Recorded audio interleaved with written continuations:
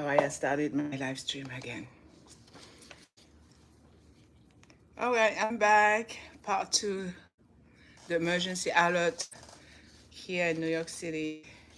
Messed up with my live stream. Thank you so much for being here. If you're back, my name is Nia-ma. My friends call me Nia. Welcome to the live stream. This is Learn with Nia, where we glow, we rise, we shine, and we uplift one another.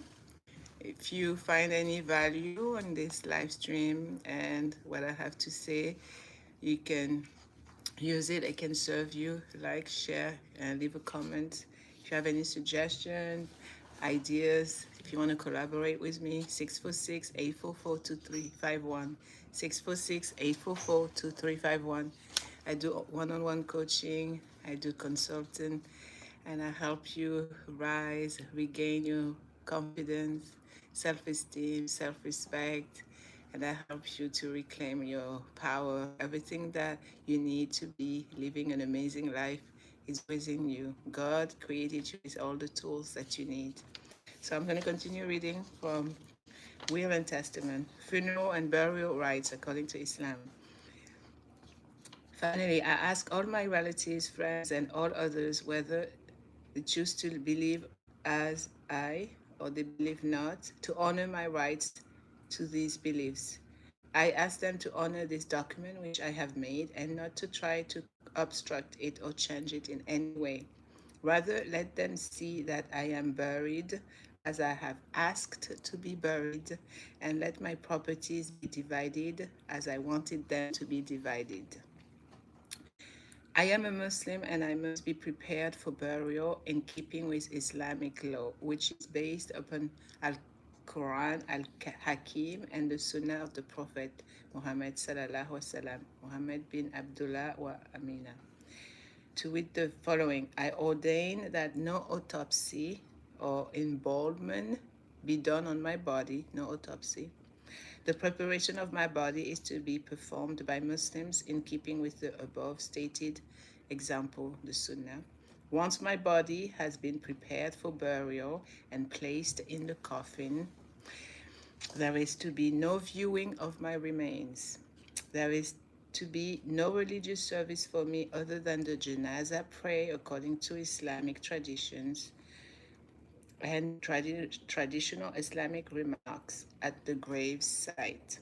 Under no circumstances whatsoever am I to have a Christian type funeral, viewing of the body, wearing of suit and tie, or reading of the New Testament scripture, displays of images, no use of the cross in the funeral service, nor at the grave site whatsoever.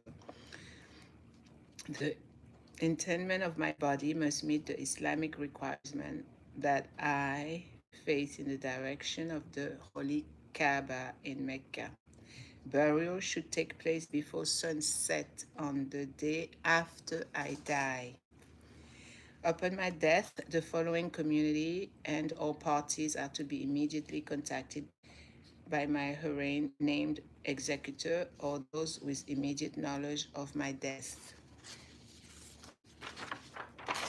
In the absence or unavailability of the designated communities or individuals, efforts should be made to locate Muslims who will perform this service. In their absence, these arrangements should be made by those who take charge of my body. Each party mentioned above is to receive a copy of this declaration and shall collectively or individually have the authority to implement these conditions as Muslims upon being notified of my death. I ordain that my body shall not be transported over any unreasonable distance from the locality of death. Exactly where I die, that's where I want to be buried, in the same city, the same county, particularly when such transportation should necessitate embalmment. I don't want to be embalmed, no autopsy on my body, unless when long distance transportation is required to reach the nearest Muslim cemetery or decided by my executor. I ordain that my body shall be buried without casket or any other encasement that separate the wrapped body from the surrounding oil. In the event that the local laws require casket encasement, I ordain that such encasement be of the simplest, most modest, and least expensive type possible. And I further ordain that the encasement be left open during burial and filled with dirt unless prohibited by law. I ordain that my grave be leveled with the ground or slightly mounded with no construction of any kind. The grave marking, if necessary, should be as simple as possible and as level to the ground as possible. I direct that all property I hold belonging to any another be returned to the rightful owners. I further direct that my executor hereafter named first apply the assets of my estate to the payment of all my legal debts, including such expenses incurred by my last illness and burial, as well as the expenses of the administration of my estate. I direct all inheritance, estate, and succession taxes payable by reason of my death shall be paid out of and be charged generally against the principal of my residuary estate without reimbursement from any person.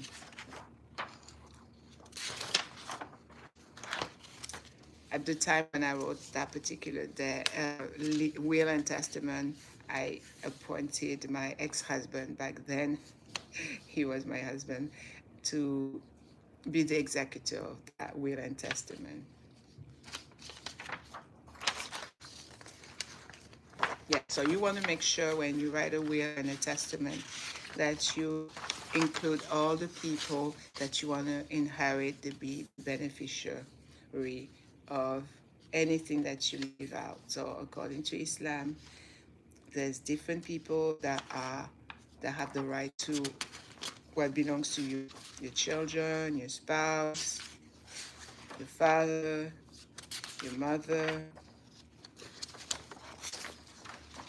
You can Google it online, how to write a will, what to write in your testament, so you know exactly what to put there. So this is something that you should do because let's say you have a child and you're as sick, you have an illness, you have cancer, or you're almost certain that you are about to pass away. You want to make sure that your children are taken care of properly.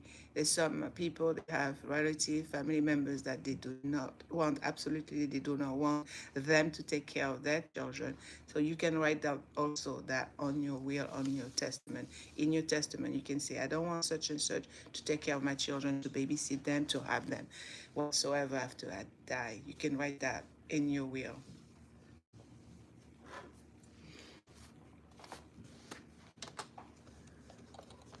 All right, that was a little somber. Let's do some positive energy for a little bit, okay? I'm not talking about that. Sometimes it makes people not very comfortable, but it's inevitable. It's a reality. We have to talk about it. It's going to happen. Every day, people pass away, and death will come to you wherever you may hide, wherever you may be. He will come and get you. Your angel of death already knows the assignment. He know that God sent him to go get your soul, take it out of your body. It's gonna happen. But okay, let's do some positive vibe for a second. March 27. You teach others how to treat you. Reading from a year of positive thinking. If you treat yourself with compassion and love, so too will others treat you. If you treat yourself with contempt and unkindness, you give others permission to do the same. Define boundaries around your truth. Be willing to say no. Trust your intuition to guide your choices. Believe.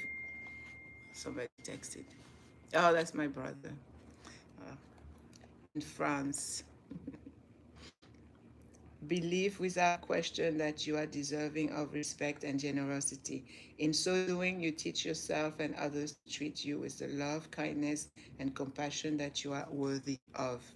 March 28th, always choose love. It's okay to be selective with your heart, but don't ever close yourself off to beautiful possibility. Choose courage courageously, then surrender and trust in what you know to be true. Love is a mutual dance that can realign the stars. Don't ever give up on that. No, I'm never giving up on love because I am love, I have love, and I am loved. I love spreading love. That's my favorite, one of my favorite things to do. Love boldly, sweets. You are worthy of great love. Yes, you are. March 29, the world will always fall back into place. There will be days that set your soul on fire with triumph. There will be moments of such divine goodness that you dance in the streets of praise. Honor these times for the genuine magic that they are. With your heart wide open, graciously accept these moments. Yeah, live in a moment, have optimistic outlook on life, be positive, think about the thing that you think about. But know that some days will be different. Do not judge yourself for the quiet times, the less confident days, and the sometimes somber nights. Those times too are necessary in an often too loud world. Cry when you need to, laugh when you are called to, dance when you want to, feel whatever you are compelled to. Trust that the world will always fall back into place. March 30th, dare to be powerful. When I dare to be powerful, to use my strengths in the service of my vision, then it becomes less and less important whether I am afraid. Audre Lorde, The Cancer Journals. March 31st, an exercise for gratitude. Instead of focusing on what you don't have, consider what you do have. Pull out a piece of paper and write a gratitude list. Start with this simple prompt: I am grateful for. Do not judge your list or criticize your entries. I'm grateful for you, my amazing YouTube family, for being here, for supporting Learn with Nia channel. Simply write whatever comes to mind. Write until you have exhausted everything you can think of, big and small. When you are done, tape your list to a prominent wall. Share it with the people you love. Take a picture of it and save it as the background on your phone or computer. Watch your list grow. Focusing on what you already have creates the space to bring even more blessings into your life. Remember, what you choose to focus on is what grows. Exactly. Focus on good things, goodness, positivity, and that's exactly what will continue growing in your life. Recognize unless you knew what it's hard to have one without the other. Exactly. In this life, ups and downs, good and bad. April 2nd, how to overcome. You overcome by accepting that there is no alternative except to pick yourself up, dust off, and continue moving forward. You don't give up or give in, even on the days you want to, because you know your life matters. Overcoming adversity is what makes you resilient. That's my superpower, resilience. And resiliency is what allows you to wake up each day with a sense of purpose, regardless of what you are experiencing. It teaches you that the fragility of your experience is not a curse, and it offers a greater vision of renewed possibility. Wake up every single day to the realization that yes, there's multitude, countless possibilities in life. April 3rd, you are. It takes courage to be your true self, vulnerability to allow others to see you, and wisdom to know that regardless of what life tosses your way, you are enough. You are courageous, you are vulnerable, you are wise, you are enough.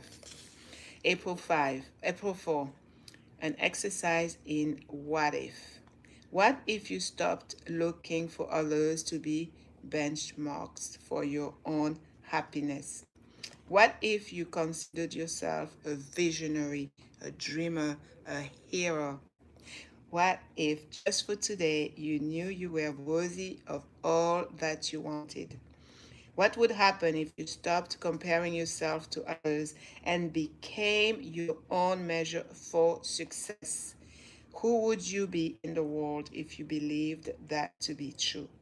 Perhaps just for today, become that person. April 5. I'm sorry, friend. I'm sorry. I'm sorry. I'm sorry for whatever happened to you that made you feel less than. I am sorry. You deserve not that. You don't deserve that. Sometimes there is no other answer. And in those moments, a tiny bit of empathy and a lot of love go a very long way. Don't forget to say I'm sorry to yourself. Remember how I keep teaching you to forgive yourself, to let go of the past, the bad decisions that you made? Exactly. Okay? Let it go. I'm sorry. I'm sorry. As much as you need to. The greatest forgiveness is the forgiveness you show yourself. April 6th, don't make it harder than it is. Don't choose to make it and to make life harder than it is. Rather than getting caught up in the moment, consider the situation that you are annoyed, angry, or frustrated by. Is it really worth having a bad day? Could you choose differently? Could you choose to be happy regardless? Could you simply let it go and keep going? What might happen if you do? Perspectives is a gift, especially in moments of challenge. April 7. Continue to thrive. The world isn't always fair. Time has a keen way of showing us that. But please don't let that simple truth dull your sparkle. You were created to thrive in the face of iniquity. That is the only answer to unfairness. Thrive, just thrive. April 8th, you will be transformed. Transformation can be painful, but it is always worthwhile. Life has a funny way of hitting hard. I'm living proof. He does hit hard, but we hit harder. And when it does, just do the best you can. That is enough. Just that no matter how tough this experience is for you, you will come out of it transformed. Transformation changes caterpillars into butterflies, and it changes people into extraordinary human beings. April 9th, Judgment. Condemnation doesn't teach others a lesson. Instead, it hardens the heart and creates separation in the exact place that connection is needed. When your first reaction is to disapprove of someone's choice, make an effort to be more kind instead. Instead, withhold judgment. One day it could be you making a choice someone else doesn't approve of. Exactly. April 10, be willing to be surprised. We must be willing to get rid of the life we have planned so as to have the life that is waiting for us. Joseph Campbell. If you were able to control each detail, you might feel safer. But the magic is often in the unknown. The beauty is in the surprises.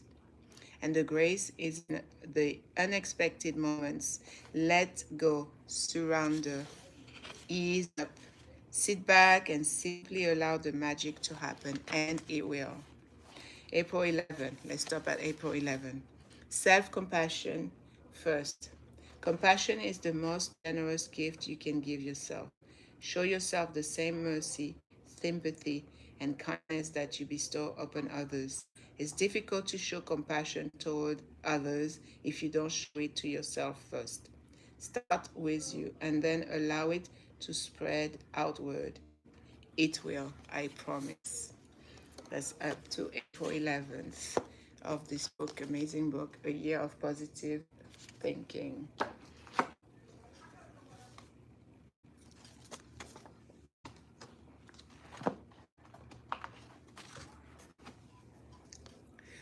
I was watching this lady's video. Well, you don't see her on the video. She doesn't show herself, but she is full of wisdom and information. For those who are going through narcissistic abuse, she talks a lot about how to get out of it, to recognize a narcissist when you see one, how to defend yourself, when the narcissist is trying to gaslight and manipulate you. And sometimes you don't have to even defend yourself.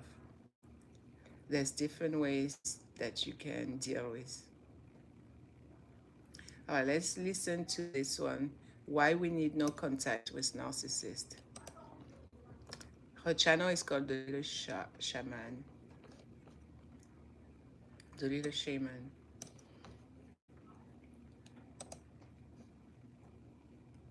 My computer is so slow today. And we're going to talk about money. We're going to talk about God. We're going to talk about a lot of things. That's exciting. Now I'm starting to feel hungry. I might go and make myself a bowl of salad. I do salad. Cucumber is good for me. It's very healthy. All right, let's listen to what she's saying. I'm Sister Sin, and you're listening to the Meditations and More podcast brought to you by the Little Shaman. That's me. Then I want to talk to you about why no contact is the recommended way to deal with a narcissist. You probably heard that said many times.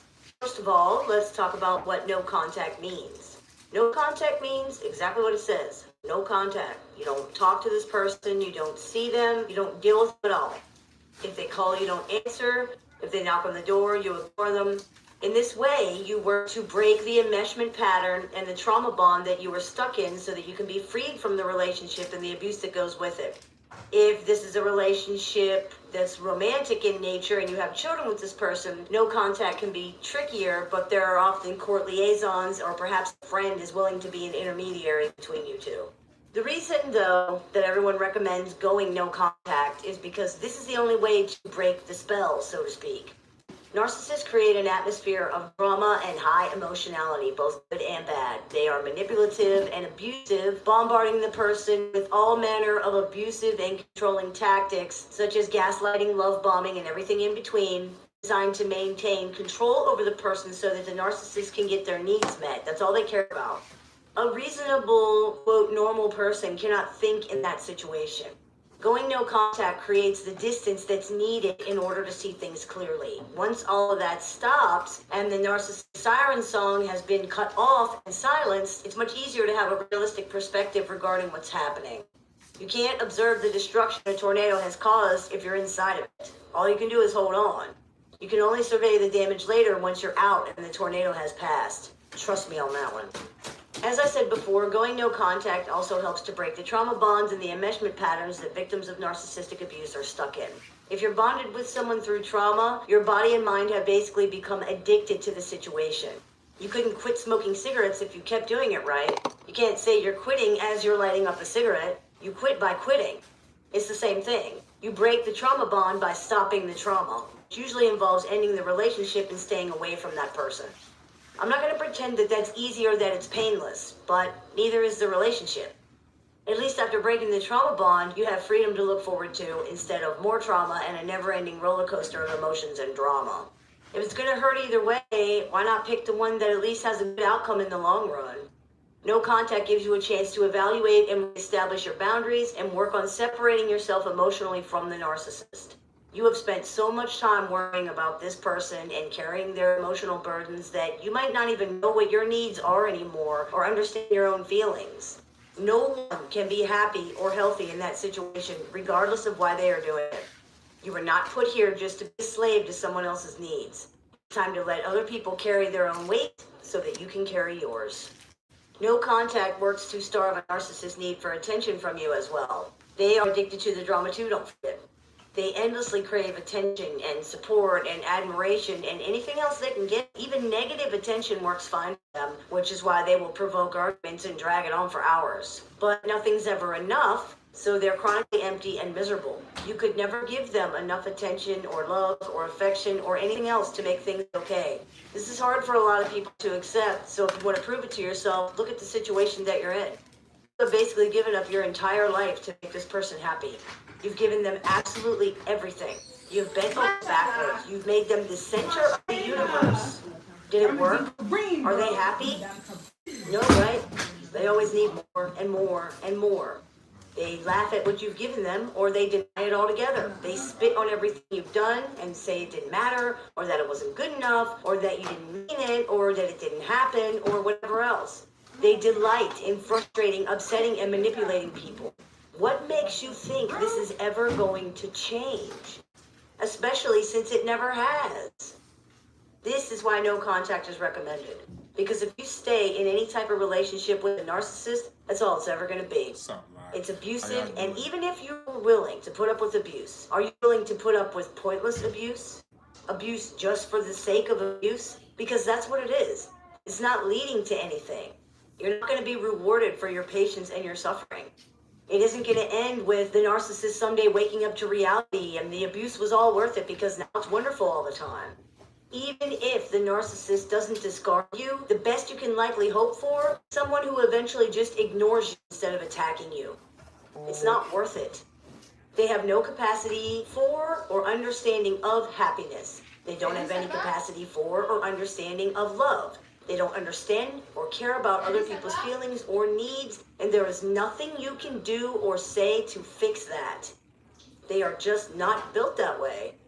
All you can do is get out of the situation before you lose your capacity for happiness too. A lot of people want to find a way around this, but there isn't one. There's no magic pill that will make them not abusive and not disordered anymore. It is what it is. There are people who have been in relationships with narcissists for 30 years, and it's still the same as it ever was. I receive messages and comments and things from people who are talking about their 90-year-old grandmother is a narcissist, still throwing tantrums and abusing people. It doesn't end. No contact allows you to put an end to the situation before any more damage to yourself is done. The relationship, and that's any kind of relationship, romantic, family, anything, with a narcissist is a lost cause because they don't even have the capacity to understand what the problem is. You are pouring your love and energy down a black hole, and you deserve more than that. Everybody does. I hope this clears a few things up for you. As always, I look forward to your comments, questions, and suggestions, so please keep those coming. You've been listening to the Meditations and More podcast brought to you by the Little Shaman Healing. That's me, the Little Shaman. May the Great Spirit bless you and have a wonderful day. She was not lying. It's a nightmare, right, to be with a narcissist. I like her a lot. She's really good and she's on point when it comes to teaching you all about narcissistic abuse and the narcissist. Oh, thank you! I got another gift from my 23-year-old. She knows how much I love sunflower seed. This is good. It helps me a lot with my arthritis, inflammation. It helps a lot. That's what I munched on. I got my food. I'm ready to make me a bowl of lettuce salad. Finally eating my iftar. It's 9:43. Okay. While we're listening to the Little Shaman, let's talk about narcissist, a walking contradiction. Listen up what she's saying.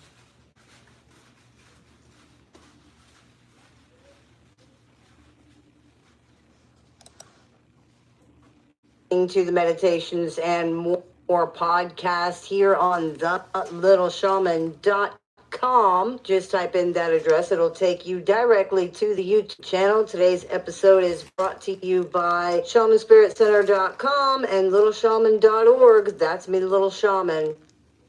Today I wanted to talk to you about something that makes dealing with narcissists feel even more difficult, if that's possible, and that is how contradictory they appear to be. When humans encounter contradictions, our brains will try to find some way to resolve them. This happens because things that don't make sense cause tension and anxiety. They make the world difficult to understand and therefore harder to navigate. These things can usually be resolved by gathering more information or broadening our perspective regarding the situation, but this is not always easy to achieve. Sometimes you can't get the information that would help resolve the contradiction. Sometimes you can't see a different perspective for whatever reason. There are some situations, though, where this approach does not work in the same way, and dealing with narcissistic personalities is generally one of them. Dealing with narcissists often requires understanding that you are just not going to be able to understand some of these things because they are genuinely contradictory. And the contradiction is not resolvable with more information or a change in perspective, either because the contradiction is too deep and too fundamental, or because it's just nonsensical and irrational. So more information of any kind is not going to help you. Nonsensical, exactly what she For said. example, what narcissists claim to want and their actions very often do not align. Their words, choices, and behaviors often do not reflect how they really feel, Cucumbers, what they good for really your want, skin. what they really think, their true intentions. These sort of quote unquote surface contradictions are the result of much deeper, much more fundamental contradictions. Because of the way their personalities function, it can be extremely confusing to try to understand narcissists and how they work. Very confusing. Everything seems counterintuitive. Yes. Imagine being able to build an app with your name on it, just by thinking about it. Meet Base 44. When we say, for instance, that narcissists operate from a core of shame, this can sound contradictory to people. And it is to a degree. Many people are like, well, narcissists have no shame, so how could that be? That must not be true. But we're not talking about being ashamed for their actions. We're talking about shame for the self as a thing, which is not related to anything a person does or does not do. The defense of one's actions can be a direct reaction to this shame of self, which is why you so often see the extreme defensiveness from pathologically narcissistic personalities. Their sense of shame for the self is so strong and their sense of self is so fragile that any suggestion of wrongdoing can trigger it. Hey, you bought the wrong kind of milk, so I'm a bad person? No, I was just saying I'm an idiot. Like you never made a mistake. All you ever do is put me down and you nitpick everything I do. Nothing is ever good enough for you. You think you're so perfect. Yeah, that's the And you're like, narcissist, oh, I right? was just letting you know it's not that serious. But to them, it is. It's extremely serious. This is very much perceived as contradictory, considering that the legitimately wrong and harmful things narcissists do are usually completely ignored or even justified by them. This is why people say they have no shame. When it comes to the things that they do to other people, they very genuinely do not seem to. More information, such as in videos like mine, can help us understand this logically, but it's important to understand that this probably is not going to resolve the feeling of contradiction for you. Nothing will really do that because the way this person thinks and sees things is too different from you. As we said earlier, it's too deep, it's too fundamental. You'll be able to understand it intellectually, but it's probably still not going to make any real sense to you. And that's important to understand because it's very easy to get stuck in that part, which is honestly a waste of time. It'll never make any sense to you in that regard. You don't operate the same way. It just is what it is. We could discuss it all day long and you're still going to keep coming back to, yeah, but you have to let that part of it go. It's always going to be, yeah, but to you. It's just never going to make any sense. Yeah, the best way to look at this perceived shame contradiction is to remember that shame is not about other people. It's about the self. Yeah. Things that affect others don't impact narcissists in any real way. Just don't. Once it starts reflecting on them in some way, that is when they care. So the contradiction is really more of a perceived one than an actual one, and it's being caused by a misunderstanding of what is meant by the word shame here. Let's eat cucumber, lettuce, carrot, salmon.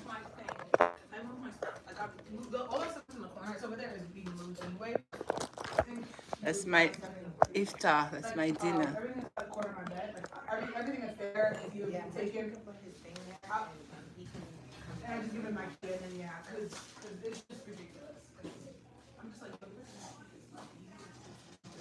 like, My daughter's talking in the kitchen, cooking, about to cook.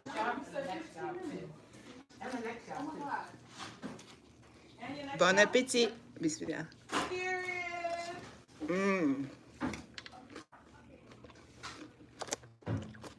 Always use olive oil. Don't use canola, vegetable oil. These are bad seed oil. Olive oil. Use olive oil. A lot of people that suffer from arthritis, joint pain is due to the oil that they've been cooking and using. Only olive oil.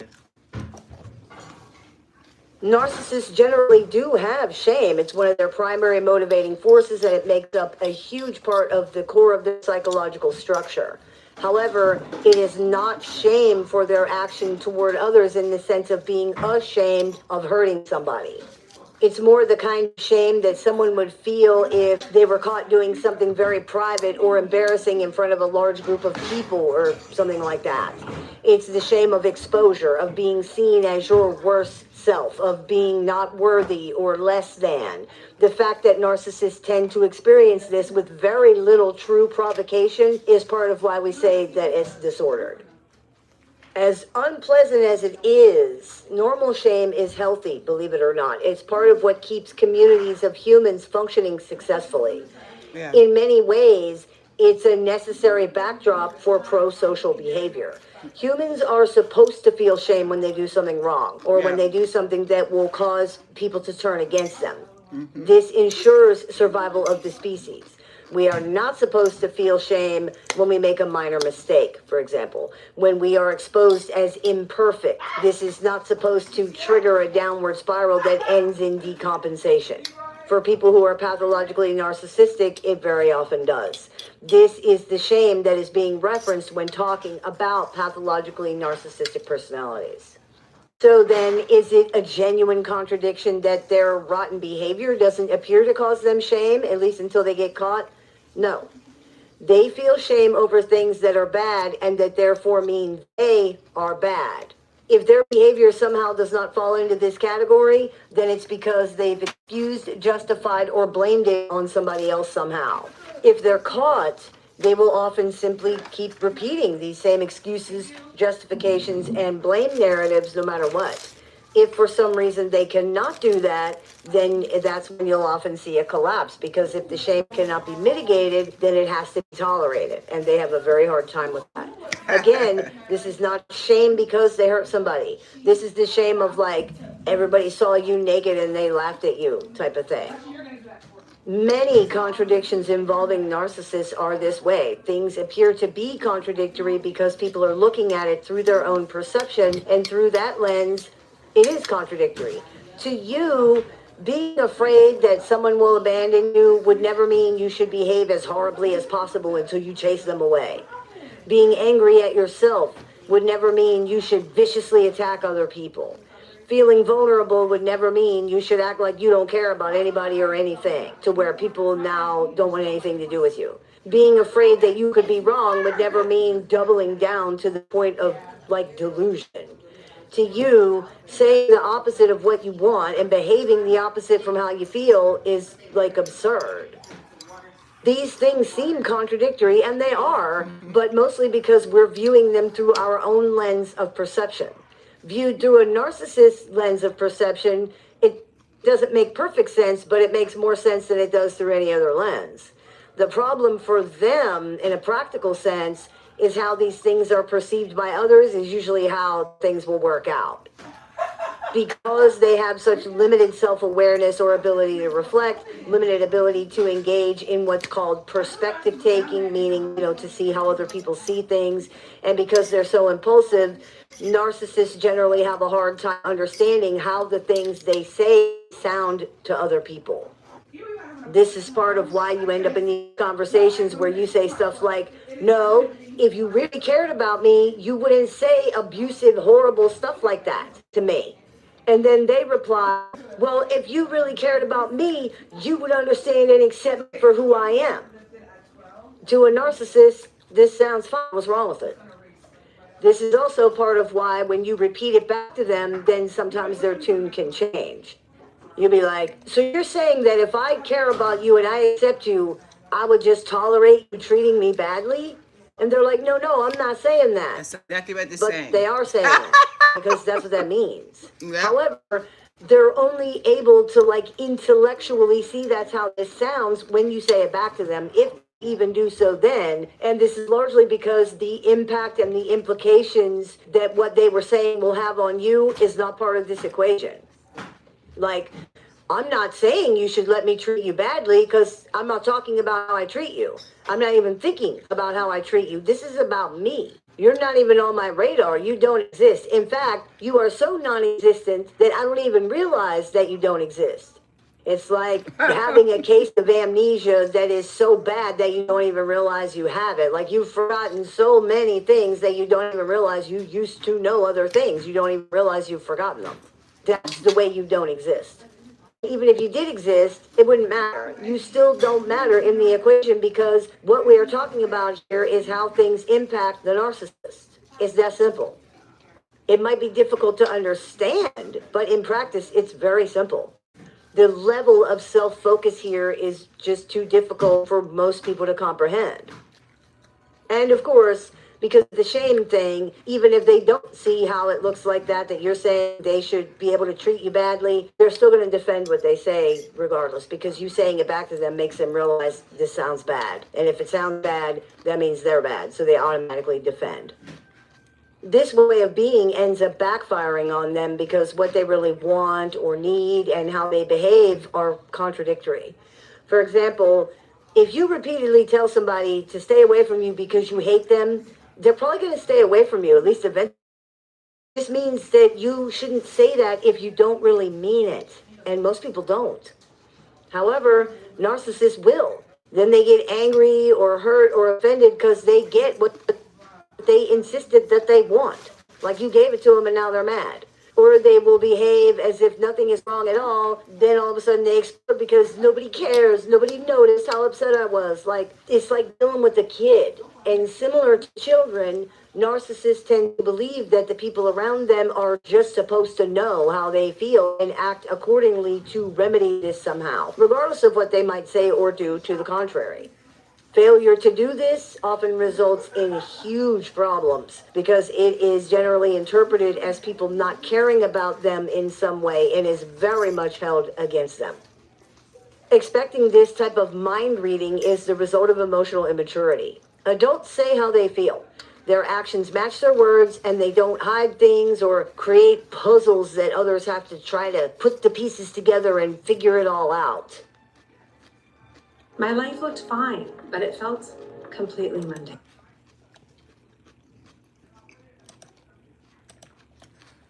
This type of passive communication is not exclusive to narcissists. Of course, lots of people do that, but it's often extreme when you're dealing with narcissists.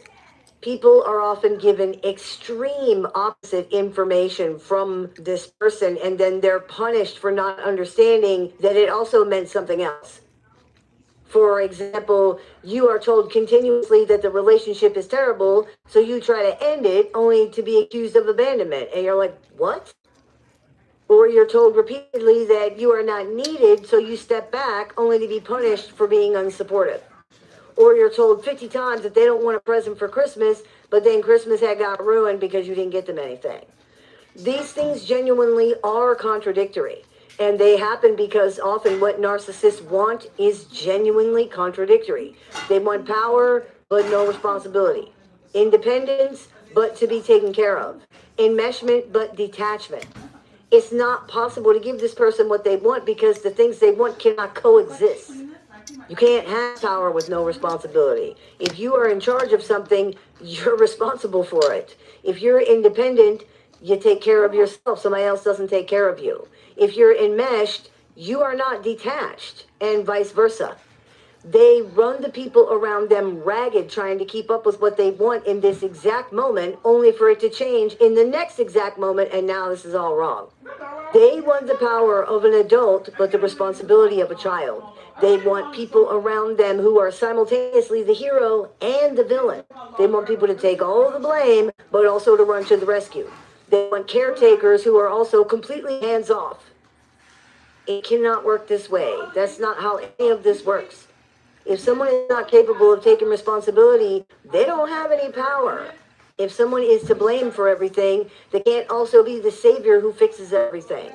if someone is required to be a caretaker, they can't also somehow not be considered controlling because, again, the person who has the responsibility has the power. This is why narcissists feel controlled by other people.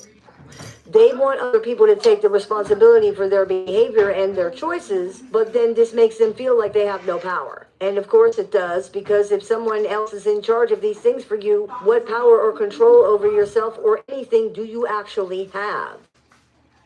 If you're doing things because I'm somehow making you, aren't you basically just a puppet that I'm controlling? Don't I have all the power? Except in extreme circumstances, humans always have a choice. That choice is power. Narcissists feel they have no choice, which is why they feel they have no power, and they go to such extreme lengths to try to control the people and the things that are around them.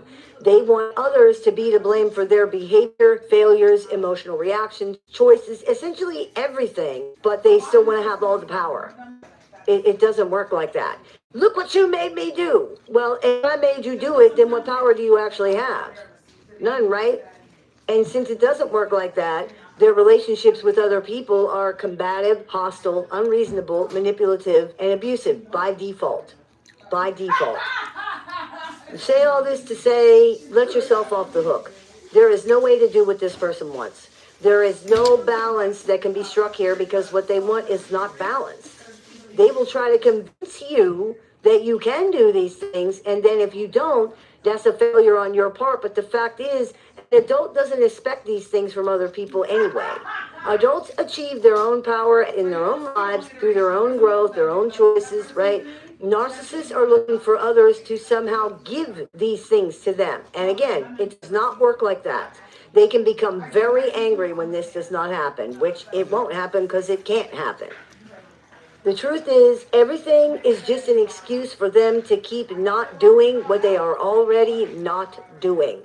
That's not your problem, and don't let it become your problem because there's nothing you can do to fix it. All you can do is take the blame. They will never understand what the real problem is.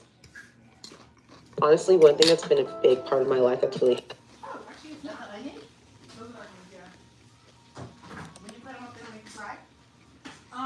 When the trick, there's a lot of tricks you can do. The one thing I've started doing lately is if you There was a little shaman.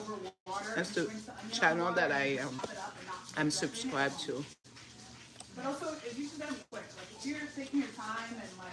Oh, I got a notification. One of my favorite channels is called True Media. Let's listen.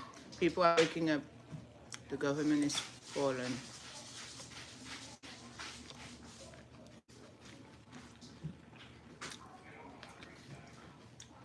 Let's listen.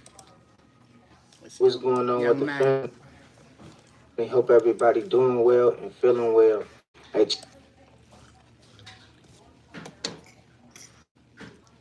check this out.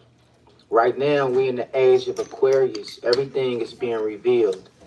People not falling for the lies and the deception no more. Yep. People not falling for the false doctrine, the religious beliefs. People not falling for the politicians and the economic system being the way it is. People not falling for the destruction that's continuing to take place right in front of us.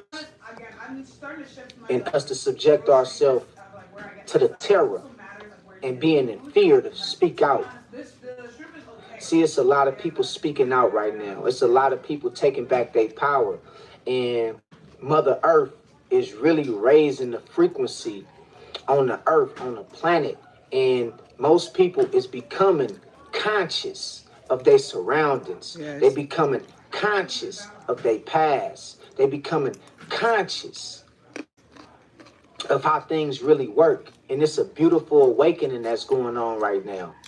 And although social media was created to be social, they didn't expect for it to be like this, to where everybody is being enlightened and enlighten each other in some kind of way. I'm not talking about all people, but I'm talking about a lot of people is starting to use social media to get the information they need to align Hey, themselves sister. to God, or Hey, align beautiful. themselves to the spirit. Hey, sister. Amatul Rahman. One of my badass favorite mod. to chop up when there's time. She said, Assalamu alaikum rahmatullahi wa barakatuh. How are you, beautiful sister? Wa alaikum assalam rahmatullahi wa barakatuh. Love you. Thank you for being here, for stopping by. How are you? How was your iftar, sister?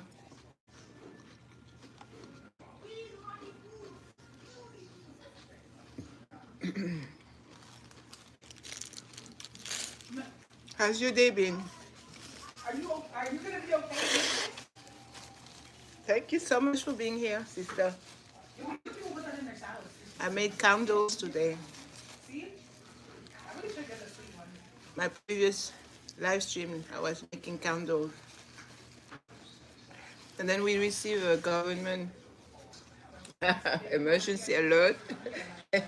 And he made my live stream We got some ones that were on sale. I'm gonna put at Macy's. I'm just gonna wait till like there's another big sale. You know that there was a big sale. messy. I got like Asper like things like that. How are you, sisters? Good to see you. We have a blizzard here in New York City. Tempête in French, the storm. So no school for my teenager tomorrow, no schools for children here in New York City. I'm here listening to this young man, True Media, that's his channel. People are waking up. The government is fallen. Or the truth. And what you got to remember and understand, man, people that keep telling you to chase money, people keep telling you to go to school and graduate and get a job. People keep telling you to do all these things that keeps you stuck in the matrix. They your enemy. They the agents. They the ones who you got to look out for. They in your family. They might be your spouse. They might be your kids. They might be your neighbors. They might be your co-workers. They might be the preacher in the pulpit. You got to remember and understand, we in the era, we in the time, we in the day and age where you got two sets of people. You got one side of people that's standing on truth. They standing on consciousness. They standing on righteous. They standing on trying to get to the point to where we can take back our power. And then you got another set of people that's agents. They want to teach you about credit scores. They want to teach you about business. They want to tell you about finances and how to go, get your degrees and how to make sure you maintain this level of subjecting yourself to this system.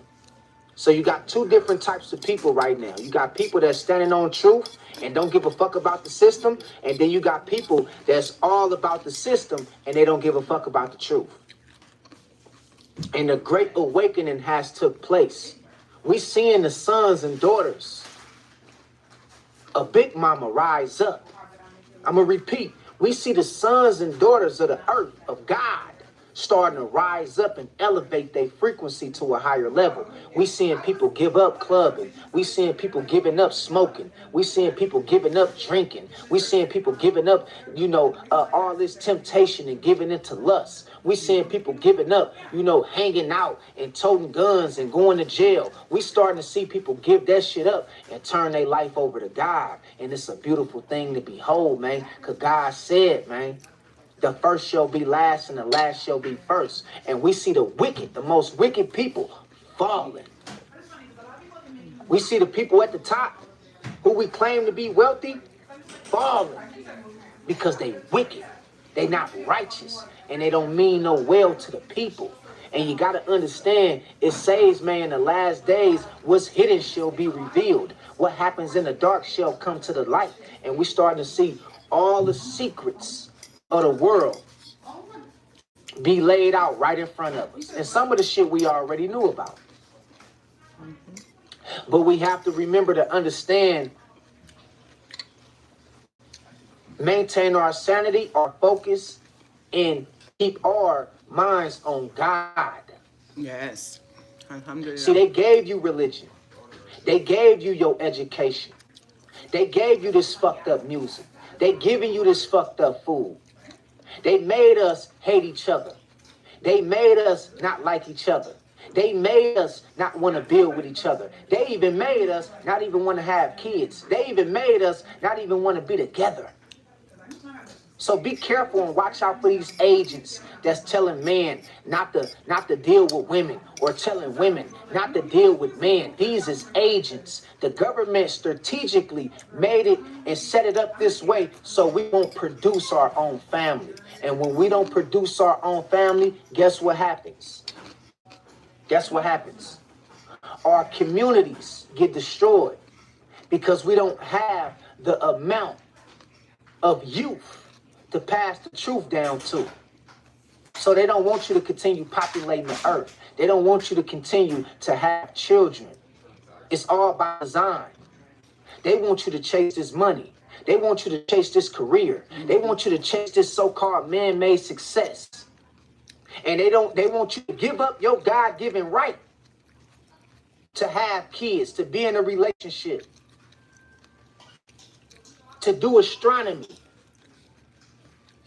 to eat from the fruit trees and the vegetable trees. They don't want you to do nothing that's going to align you with God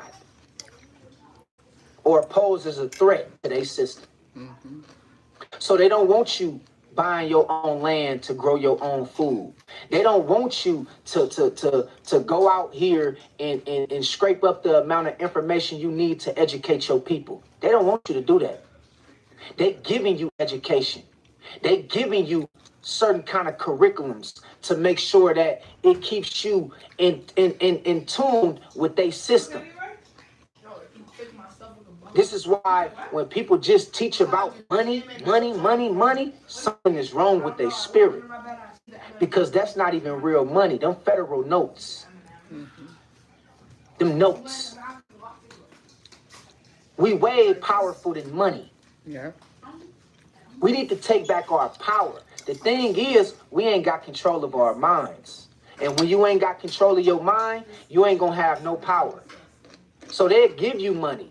They'll make you seem like, okay, it's cool for me to just talk about money to the people and give them this information. But they don't give a fuck about that because they know money ain't the answer to our problems. It ain't.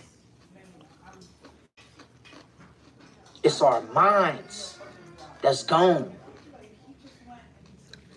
You can't do nothing but get money and spend it. That's all you can do with it is spend that shit. You can't pass down money. But you could pass down information and wisdom, which will prevail the next generation to supersede expectations, to become better than the last. You can't pass down money. You can't pass down your temporary success. They're going to find a way to take that shit sooner or later. They're going to find a way to buy you out of your so-called wealth. This is why we must understand, man, it's about spreading knowledge. It's about spreading love. It's about spreading truth. That's all the substance we need. We don't need no fucking money. Straight up, if we got each other, that's really all we motherfucking need. We gonna come up with the resources to do what we gotta do to survive.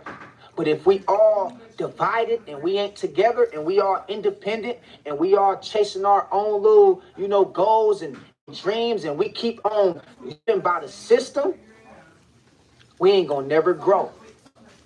We ain't gonna never get together and be great as guys and goddesses. We just gonna remain in a system that's full of lies, that's created.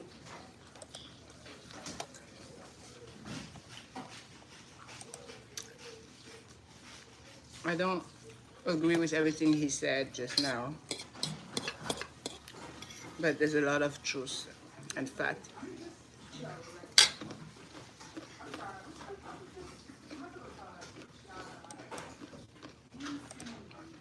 What's going on? Yo, before we get to this Epson file thing, I just want to show you all the progress on the yard. You know what I'm saying? That we're doing. Let's go.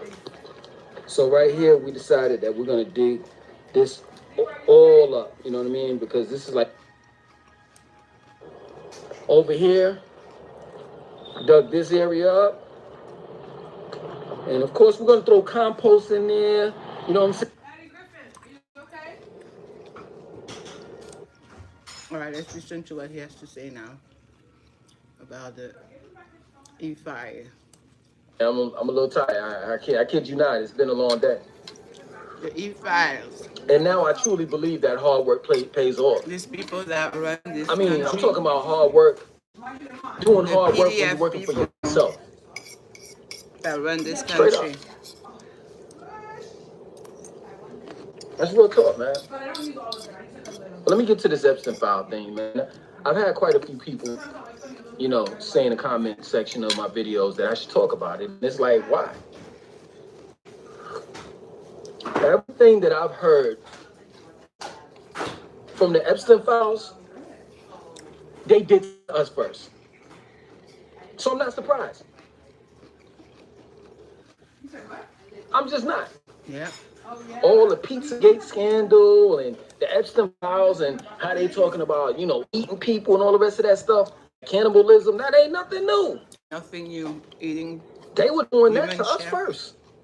Nothing new. See, the reason why it's new to you all, because you all have woken up in 2025. I've been woke since 1995. I can borrow one? You see, us conspiracy theorists, that's what y'all called us back in the days. Us conspiracy theorists, we've been trying to tell you all the truth. Before there was a thing called woke, there was a thing called the conscious community. Yeah. Black people warning.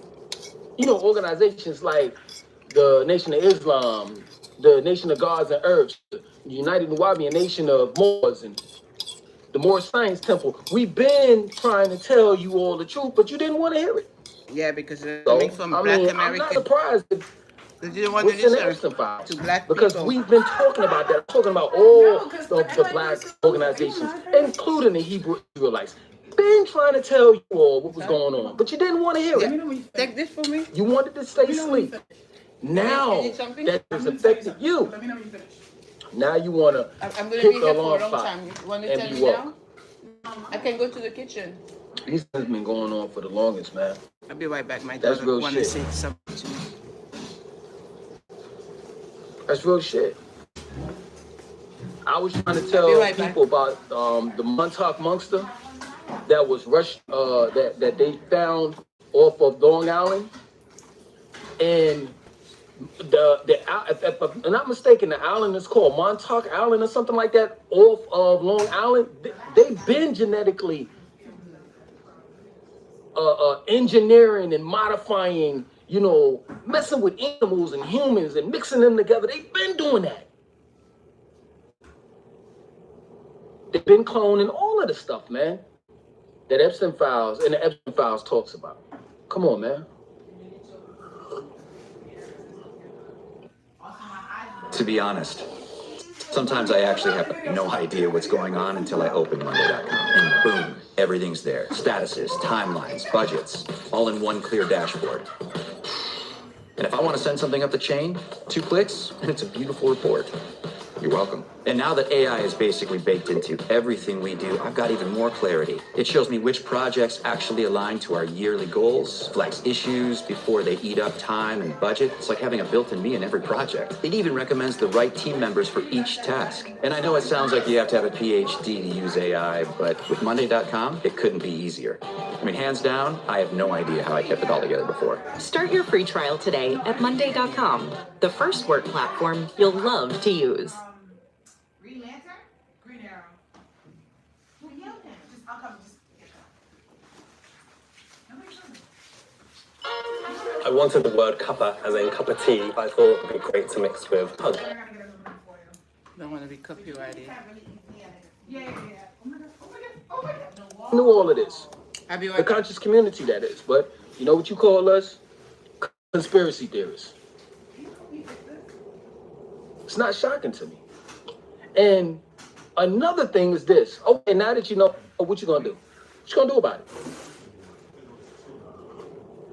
What you gonna do about it? Really, what the hell are you gonna do about it? Straight up. Nothing. Nothing. You want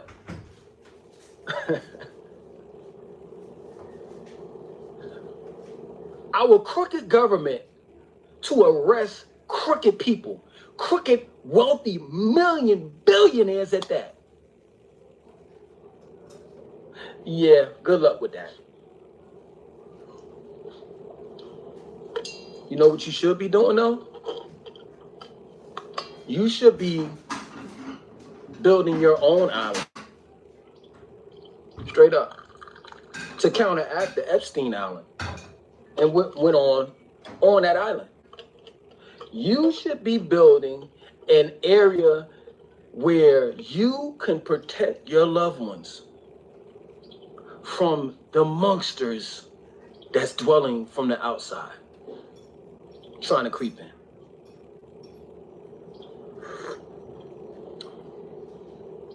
We told you all who was the devil. The Nation of Islam talked about Yaqub and how he grafted this and this person and da-da-da-da-da. And I don't know if the double head scientist is real, but I do know this, that when they said, the Nation of Islam, Dr. Malachi York, and the like said that the melanin recessive man is the devil, shit, I agreed 100,000% on that one.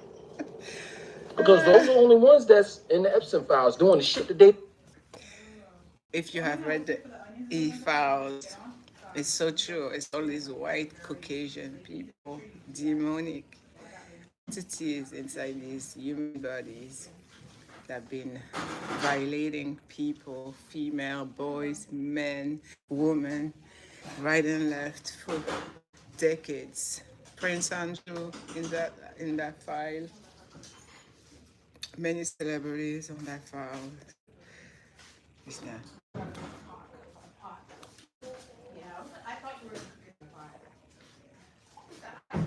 It's terrible. It's terrible. That's one of the biggest problems in Hollywood. PDF. We can't even say the word anymore. PDF. And people have tried to warn the masses, and they called us conspiracy theorists. And it was all facts and the truth. You have to stay informed, educated, and you have to wake up because, reality. All right, let's talk about money, the 7 money milestones.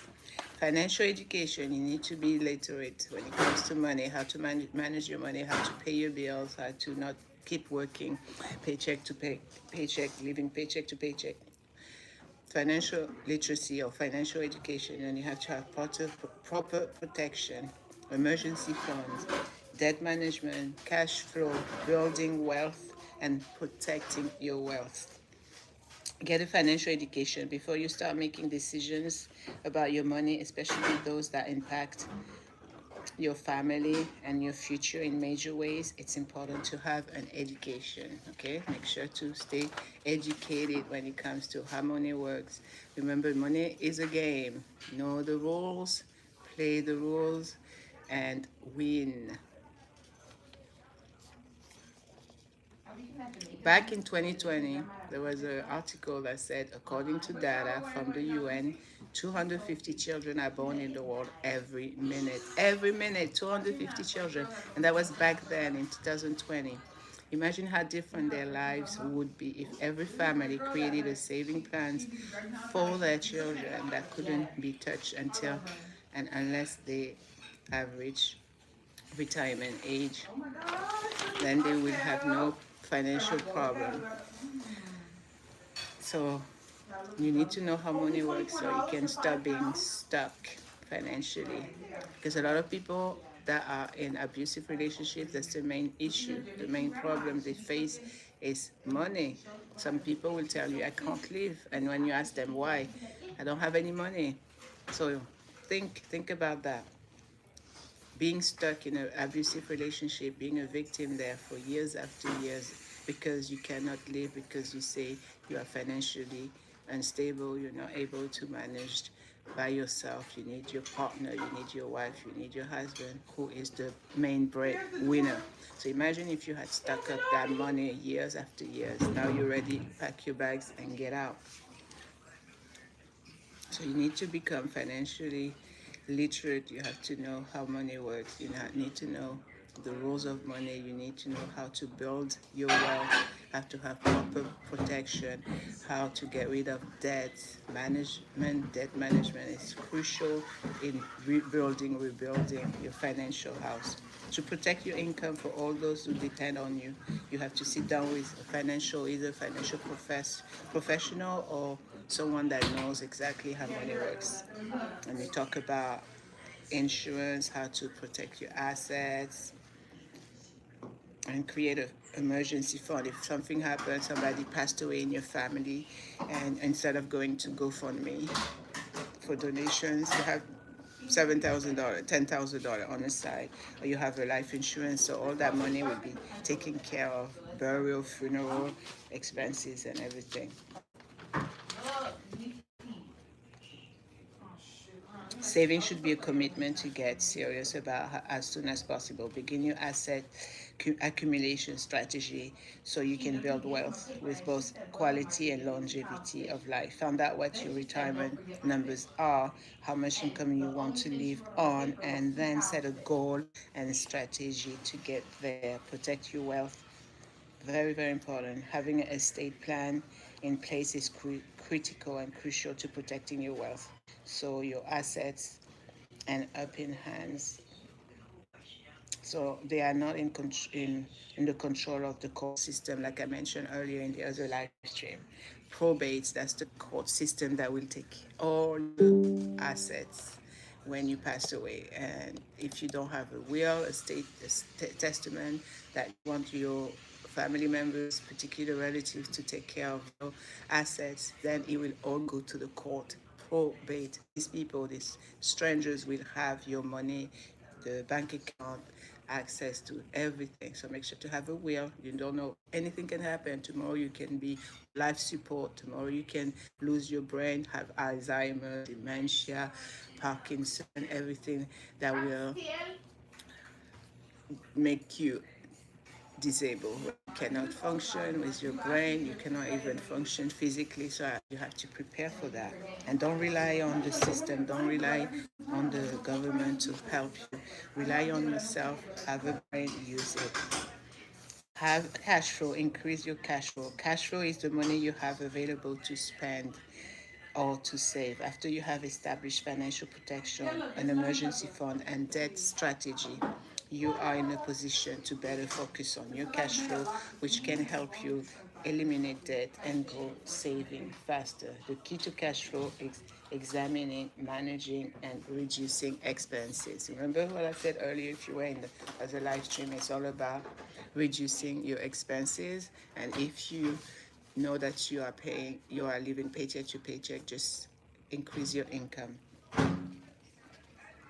So it's all about education. I'm here on this channel where I bring you a sense of knowing that you can learn more, be curious, and enjoy learning, because knowledge is power once you apply and implement it. Don't just have the knowledge and don't do anything about it. You need to stay educated, stay informed, be aware, be self-aware, of course, have emotional intelligence, but also know some skills and know the resources that you will need so you can improve your life, have a better life. I had this years ago. It's called Brain Quest for the Car. Age 7 and up, 1,100 questions and answer all about America. So let's do this. Sometimes it's good that for your brain, it's very important to continue being active and using it by learning new things, learning things that you don't know. And then you learn them and you go and teach them to others.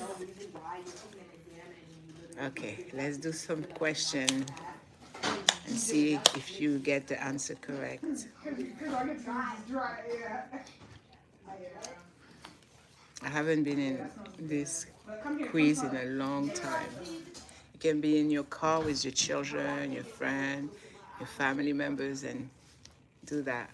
Questions. How did Deborah Samson disguise herself to fight in a revolutionary war?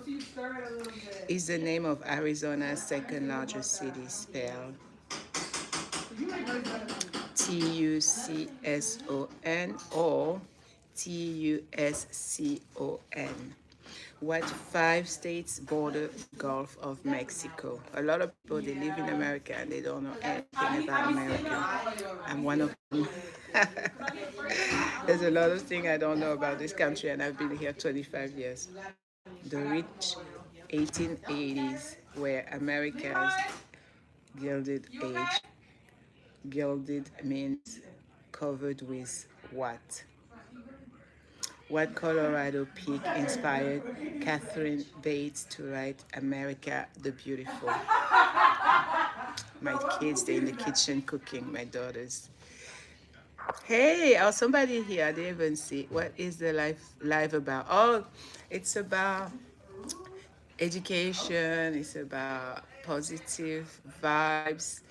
It's about, earlier I was mentioning how it's very important to have a will, a testament. If you're still here in the live stream, sorry about that. I just saw now your comment. Thank you so much. And welcome to the live stream. It's about different things. We're talking about God, we're talking about money, milestones, we're talking about making sure that you stay educated and on top of current affairs, current events, and how to live a better life, how to get out of a toxic relationship if you are in one. It's different things, different topics. You can talk about anything if you want.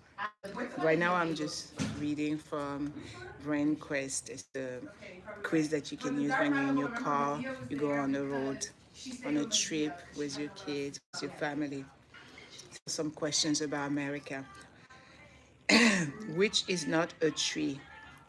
Ginkgo, hemlock, fescue, cottonwood. People still drive buggies and live without electricity in Ohio's Amish region. True or false? On a map of the United States, are main highways colored blue or red? Blue or red? I know the answer, but I'm not saying it. I'm not going to say it. I'm not giving you the answers. Okay. Who founded Hull House, which helped immigrants and also won the Nobel Peace Prize?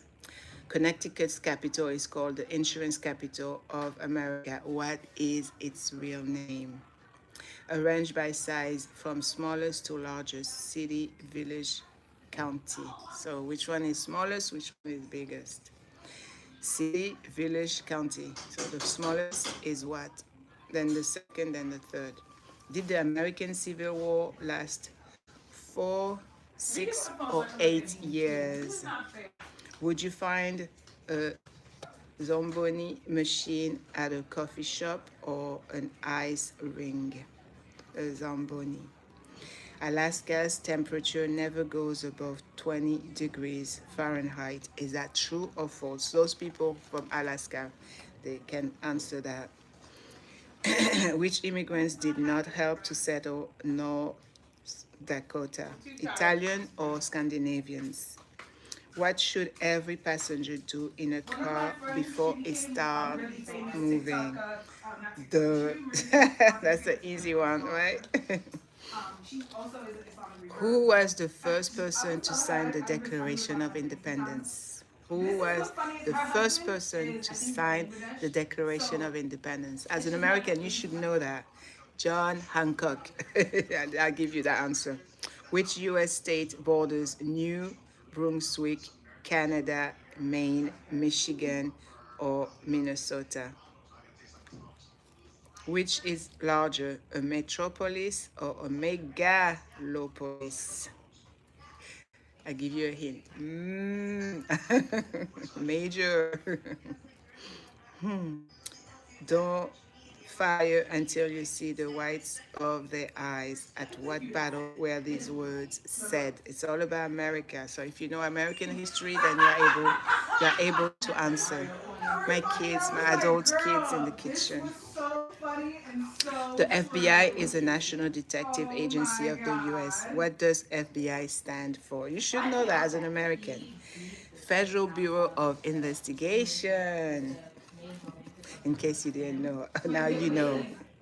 Which wild desert plant in Nevada state flower? Sagebrush or cactus? Is the University of Alabama football team called the Green Wave or Crimson Tide? Yeah, I know that one. Crimson Tide. You see, I know a few things about American history and culture. So this is fun. Get yourself one of those if you want to educate your family. This is really amazing. You can do that on the weekend, like when there's a blizzard, like right now in New York City. Sit down with your children, with your friends, and do a quiz. And you'll be surprised of all the knowledge a lot of people do have. All right, let me check something on my phone. So yes, the live stream is basically, essentially about here having conversation, helping one another, uplifting each other, and staying educated. You know, it's all about staying educated. I always say, learn, learn, learn. Knowledge is power when you apply it. Yes, and just having a good time. You can talk about anything. I'm open to talk about anything. Any suggestion you have?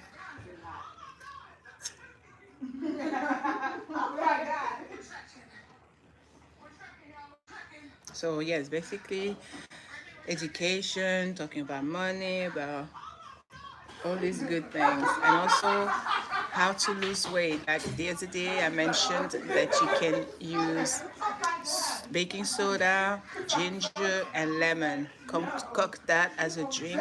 Put it in the fridge, and 2 tablespoons every morning. Well, as soon as you get out of bed, when you wake up, baking soda, ginger, and lemon as a drink.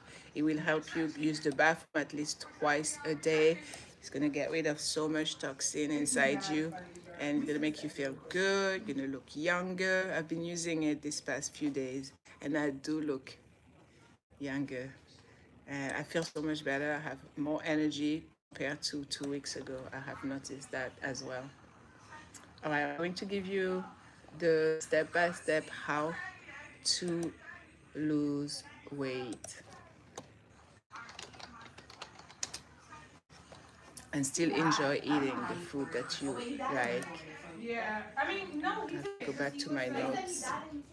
I feel like the same thing they did with Fez, because like Fez got shot and win, and I feel like if he didn't die, they definitely would have brought him back. But because he got shot, they got. No, he had ALS. It was bad. Oh my God, look at the shrimp. Basically died. Let me check my email. I'm right with you. This is the good one.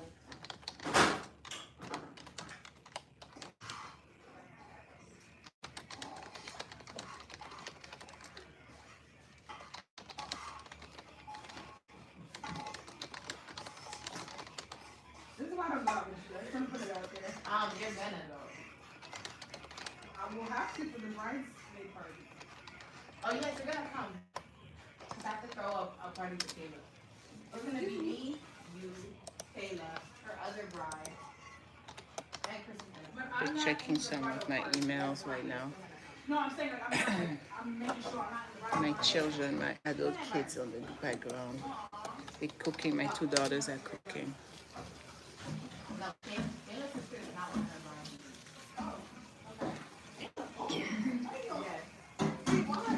But you are one of her bridesmaids? After me, I'm on it.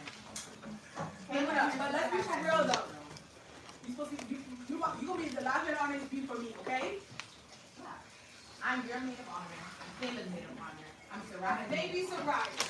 She I'm gets us surprised. stuff together. Yo, you telling me she's putting herself and the man through everything. Because she doesn't Just checking my emails right now. doesn't see a therapist consistently, and she definitely has relationship trauma. And just trauma period because her and her mom have never gotten along. Yeah, I'm gonna She tell has you she mommy kicked issues. her out a lot. She has mommy issues and she has relationship trauma, and that makes her lash out whenever she feels So many something that she emails doesn't like that I don't in a need to even relationship. read. I just And delete. instead of like Delete, stepping delete. back and being like, you know what, I'm doing too much, she takes it to the extreme and she's blocking people Why off tracking simple small wins can improve your all you job need to do is talk search. to them and then I find keep receiving this job. Yep, what do you need to do?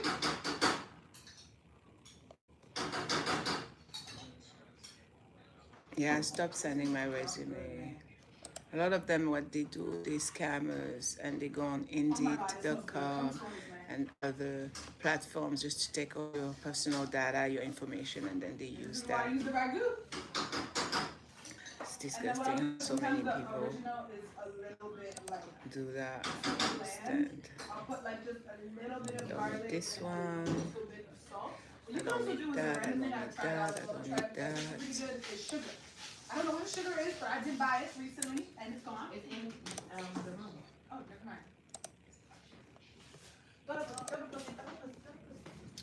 That goes back there. This one delete.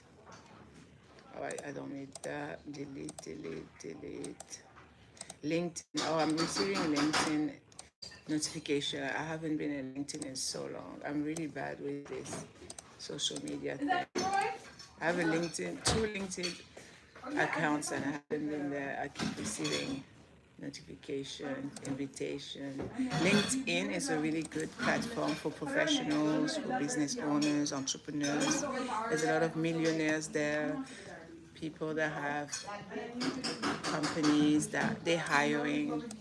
But you have to also be careful, be vigilant, and stay alert because, of course, there you also find scammers on LinkedIn.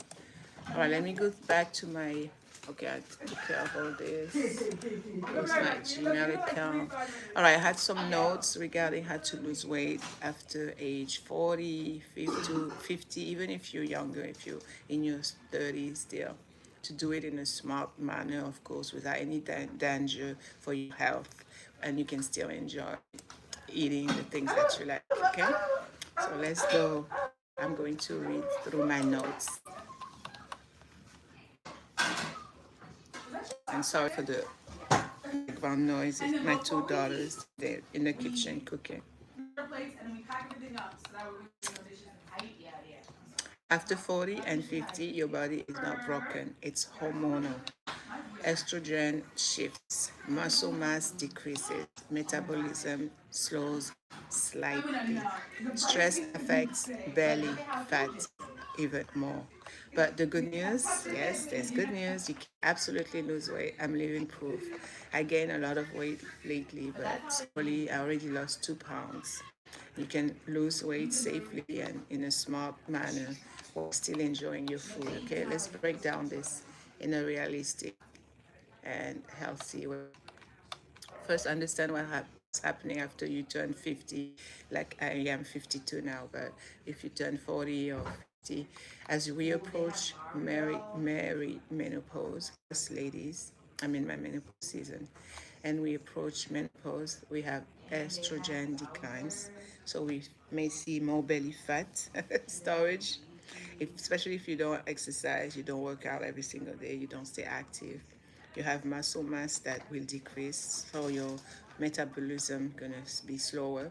You have insulin sensitivity that are going to change, and of course, sugar will affect you more, and also stress. They will raise your cortisol, and the stubborn fat is gonna be difficult, hard to get rid of. But it isn't about eating less. It's about being smart and about how you eat. Okay, so the smart plate method that doesn't require you to starve. Instead of dieting, you only need to use this simple formula. So 40% is going to be on your plate, protein, 40%, then 40% some vegetables, and 20% smart carbs or healthy fats, okay? 40% protein, 40% vegetable, 20% carbs. Because the protein will preserve your muscle, which keeps your metabolism active, while vegetables will balance your hormones and reduce inflammation. That's why it's super important, especially after you turn 40 or 50, that you continue consuming and eating a lot of vegetables. It's going to help you reduce and also eliminate inflammation. And the cause of all diseases is inflammation, and you don't want that. So control your carbs so you can prevent insulin spikes, so you don't become diabetic, for example. So grill your chicken, roast your broccoli, and have a small portion of rice. You can have that as a meal. Chicken, broccoli, rice. Brown rice is better than the white rice. You can have salmon and some salad, lettuce, like I had earlier, and you can also add some sweet potato instead of the regular potato. Sweet potato, it's super healthy and very delicious. Have you tried sweet potato fries? It is so good. But you can also have as a meal. You can have eggs, some avocado, and a saute of spinach. That can also be another meal for you. Okay, so you still eat good food, it's just balanced. Okay, yes, you definitely can eat what you love to eat, what you enjoy eating. So this is where women, they sabotage themselves a lot. So you don't need to cut the rice sometimes, you don't need to cut the bread or pasta, chocolate or dessert. It's just how you portion it. Okay, and when you eat it, there's a rule called the 80-20 rule, where it's 80% clean whole foods and 20% enjoyment, so you can still enjoying what you eat as you are losing the weight. So if you love chocolate, just have 2 squares after dinner. And always remember, no eating after 10 p.m. You shouldn't, definitely don't eat after 10 p.m. And if you love rice, just have 1 cup of rice, not 3. You know how you can add more, just 1 cup instead of 3. And don't eat after 10 p.m. And it's definitely normal to lose, to win and gain the weight after age 40 and after age 50. You just make sure to exercise, to go out for a walk, and to be careful with your portion on your plate.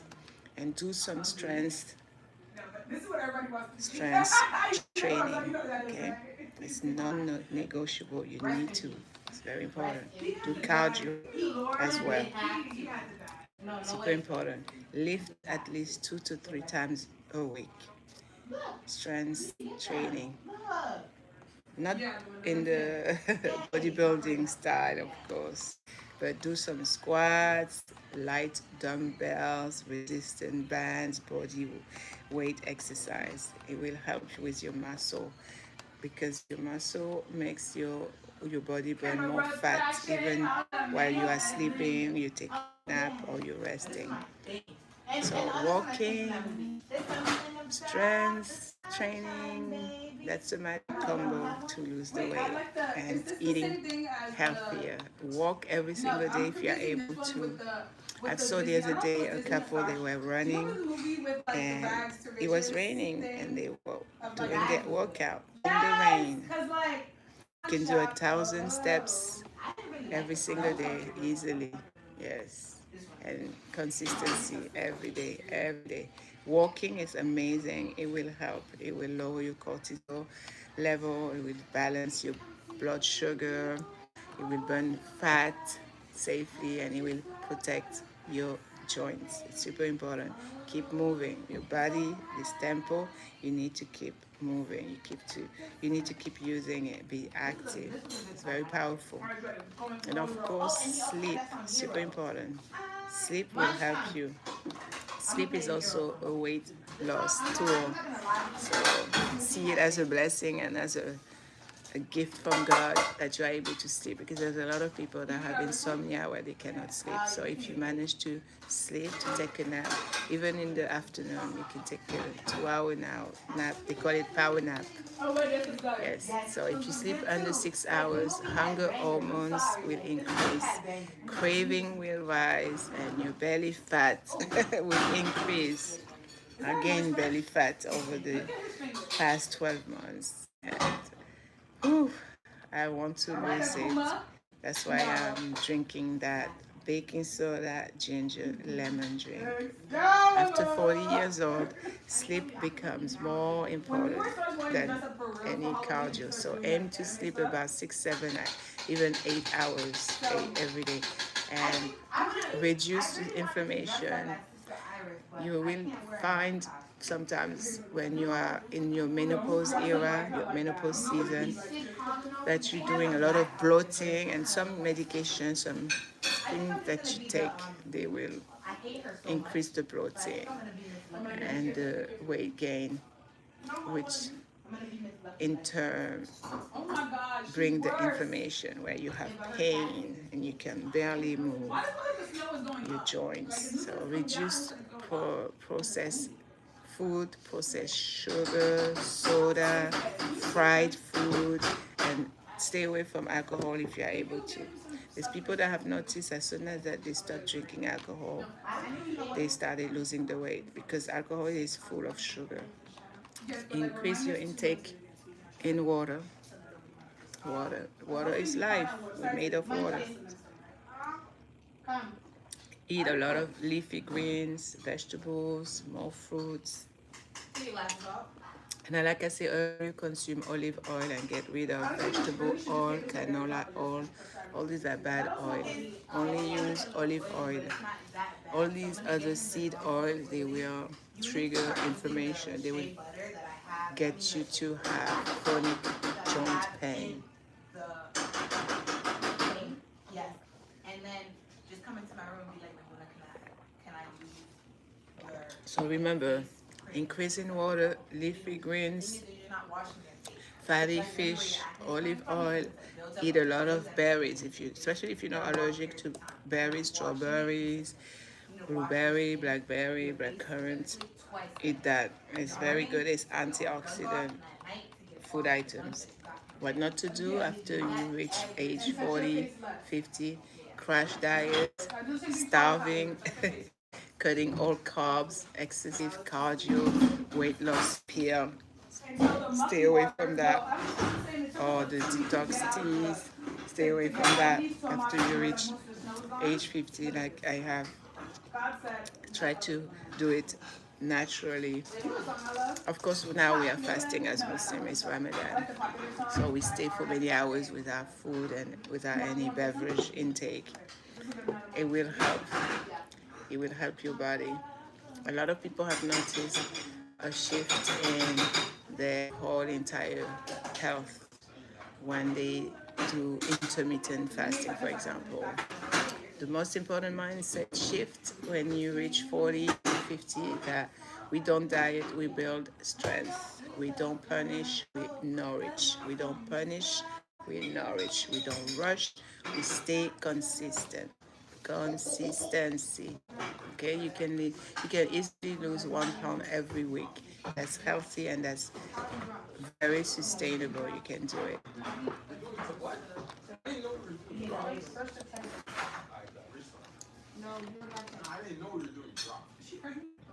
I was watching this video. I don't know. Some people. That doesn't count. I didn't know. I didn't know. That's not fair. Leroy, is everything okay? Yeah. There's a guy, he's on YouTube. He has an amazing channel. He's called John Barrett. He invites people and he offers to pay for their food when they're about to enter a junk food restaurant, a fast food restaurant. He made a video today about 5 hours ago. It's titled Blizzard in NYC.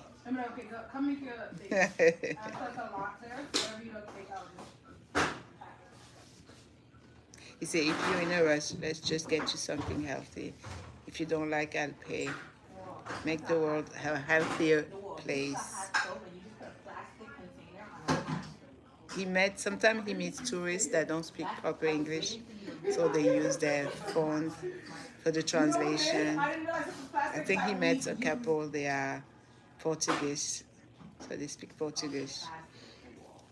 All right, let's continue. Let's continue. I want you to be full of confidence while you keep aging gracefully, my beautiful ladies out there. Okay, so how to lose weight after 40 or 50 years old without starving and while still enjoying your food. Okay, so if you're over 40 or 50, you feel like your body suddenly changed overnight. Yes, that's how you will feel. You look at yourself naked in the mirror and you don't recognize yourself.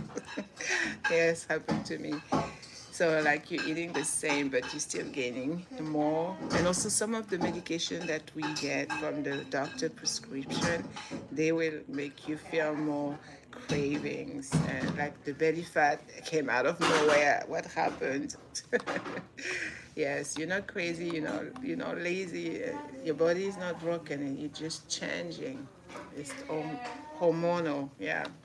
So let's go through and I show you how to lose the weight safely, smartly, without giving up the food that you love.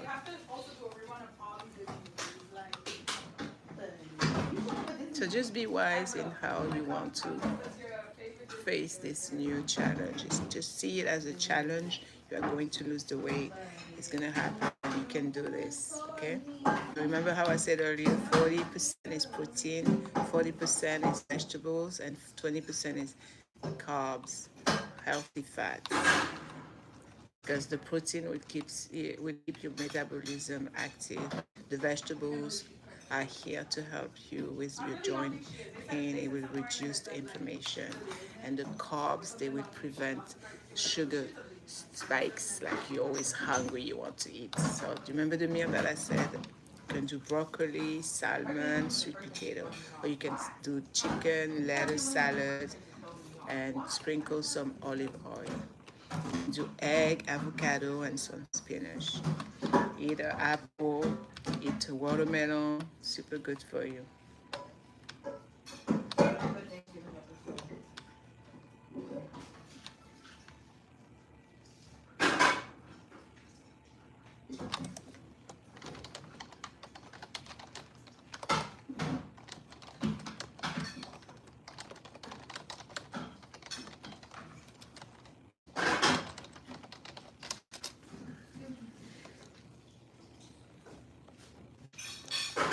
You want to know what this is? No. I'll tell you what this is. What is this? This is the container that held the butter sauce for the steak. Actually, this is the one that held the barbecue sauce for the steak that Noah ate at STK. We can do a weekly plan. So Monday, you do strength training, 15-minute walk. Tuesday, you can walk for 30 minutes. Wednesday, you can do strength training. On Thursday, you can do light cardio, or you can dance in your living room, for example. Friday, you can do strength training. Saturday, you can do long walk, maybe 30 to 45 minutes to an hour, depending on the weather. And on Sunday, you can just do some stretching and type of yoga activities. You can do that. That can be a great weekly formula for you.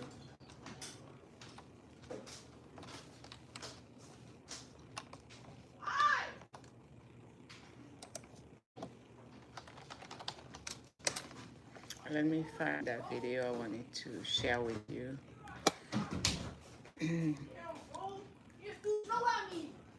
Oh boy.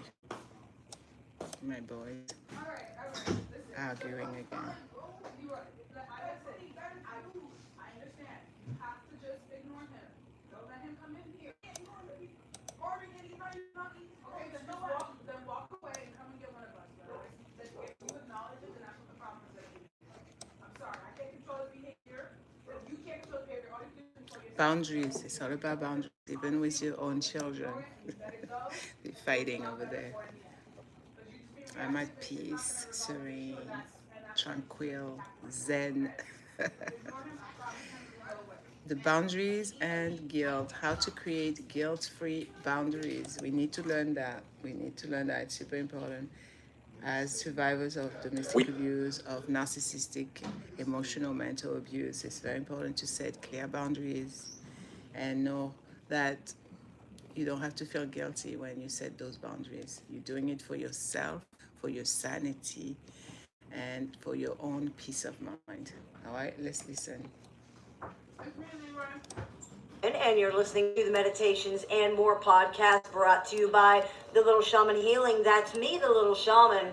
Today I want to talk to you about boundaries, specifically about the guilt that can come with establishing boundaries. We talk a lot about boundaries on the show, and that's because boundaries are very important to the healing process. Most people who become entangled with narcissists and in abusive relationships in general have very poor boundaries. Luckily, this is something that can be changed. That's why we talk about it so much. You can learn to establish and uphold strong boundaries so that you don't fall victim to abusive relationships anymore. One of the reasons it can be hard to establish boundaries is guilt. Often people who have not always had strong boundaries can feel guilty about trying to create them. They might feel that they're being selfish or that they're going to be perceived as uncaring. That's understandable. Many people who have poor boundaries are that way because they were raised in an invalidating or abusive environment where boundaries were punished, destroyed, or not even permitted. Because of this, we often find that a lot of the guilt people believe they feel when they're trying to establish boundaries is actually not guilt at all, but conditioning. They've been conditioned to believe that caring about themselves is wrong, that defending themselves is hurtful to others, and that protecting themselves is selfish. This could not be farther from the truth, but that kind of conditioning sticks with a person and can be difficult to break. It's by no means impossible, though. Just as a quick refresher, boundaries are the rules we create for ourselves regarding how we will accept being treated. They reflect our self-respect and how much we value ourselves. If we allow others to abuse us, we're not valuing ourselves enough, and we need to work on creating boundaries that reinforce and reflect our self-respect. People treat us how we allow them to treat us, and except in very extreme circumstances, nobody has any power over you that you did not give them. You can take that power back anytime you want. All you have to do is decide that you are not giving people the power to hurt you anymore. That's one of the things that not reacting and the gray rock method teach us to do. You take the power over your emotions and reactions away from the narcissist or the abuser and put that power back into your own hands where it belongs.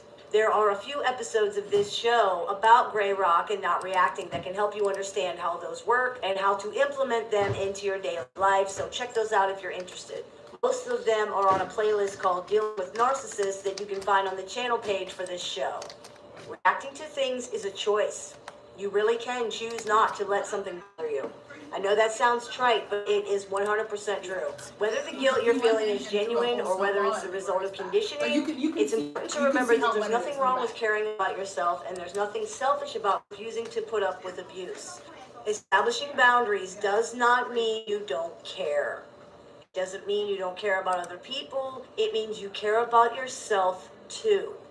These things only become selfish when expectations are unreasonable, when the definition of abuse must be stretched to fit the situation. This is what we see with narcissists. To a narcissist, not being permitted to have their way is abusive. That is, of course, ridiculous. No one always gets what they want, nor should they, and it's an unreasonable expectation. To a narcissist, you are abusive if you do not put their needs above your own. This is, again, unreasonable. When things become unreasonable and unfair, that's when they become abusive. Expectations for yourself and for other people should be fair, reasonable, and balanced. They should not result in you or anyone else being hurt or being put in situations that are unfair. One really good way you can decide whether your own boundaries are selfish or unreasonable is to ask yourself what you would think if a friend was describing the same situation to you. Would you think your friend was being selfish or unreasonable? If you would, maybe you are being unreasonable. If you wouldn't, then maybe you should lighten up on yourself a little bit. This technique can help you create some emotional distance between yourself and the situation so that you can see it a little more clearly.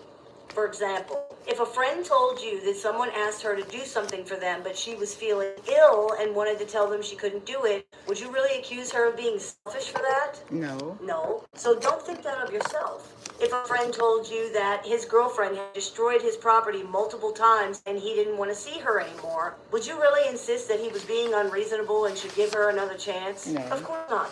So cut yourself some slack. You're a person too. Cut yourself You're allowed some to make slack. mistakes, you're allowed to have a bad day, you're allowed to need some time, and you're allowed to change your mind. You are allowed to say no. You are allowed to You're allowed to say, no. I don't like that. You're allowed to say, I don't want to do that. You're allowed to demand respect and leave the situation if you don't get it. There's no buts. Exactly. I'm going to read you from my book that I wrote back in 2021, okay? I'm going to go get it.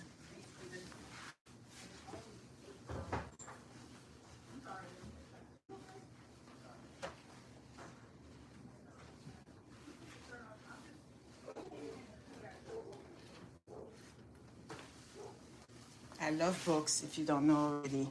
And then I'm going to read you from this one, Woman Who Rise. But let's read from the book that I co-authored a few years ago. So you can know about my story if you haven't heard about my story before. So this is me right here. I know I gave this book to someone and she said, that doesn't look like you. Well, it is me. Right here, it's me. And my story is in this book. And yes, I wrote it all by myself. Nobody helped me. Not even AI. And I wrote my book inside this. Nobody helped me. I just started having the inspiration from God and I just started writing my manuscript.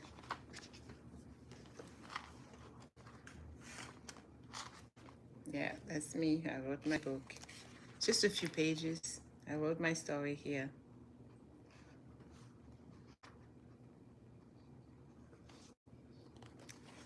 That's my story in this book. You were made to be unstoppable. I'm super proud. This is one of my greatest accomplishments, reading my story that I wrote by myself, and it's published on Amazon. Thanks to my amazing mentor, Neem Stant, in 2021. My hardships, my struggles, the difficulties I experienced have been blessings in disguise. I was raised by an unstoppable woman. Things happened for us to make us truly see the beauty of life and our journey here on earth. My own story here on this book. This life is a test, and what happens to us in reality happens for us. When my mother told me that she was grateful for her cancer and that her illness was actually a blessing, this made me realize how blessed I have been all this time. And you too, you're very blessed every single day. Keep counting your blessings. You know, I always repeat, count your blessing, count your blessings, count your blessings. Today you are alive. You are able to walk, to talk, to eat, to go and use the bathroom without any assistance.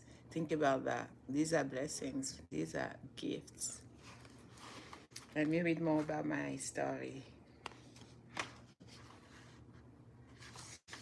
I'm very proud of myself, being a published author, having my story in this book, knowing that, yes, one of my dreams when I was a teenager came true. I wrote my story in this book.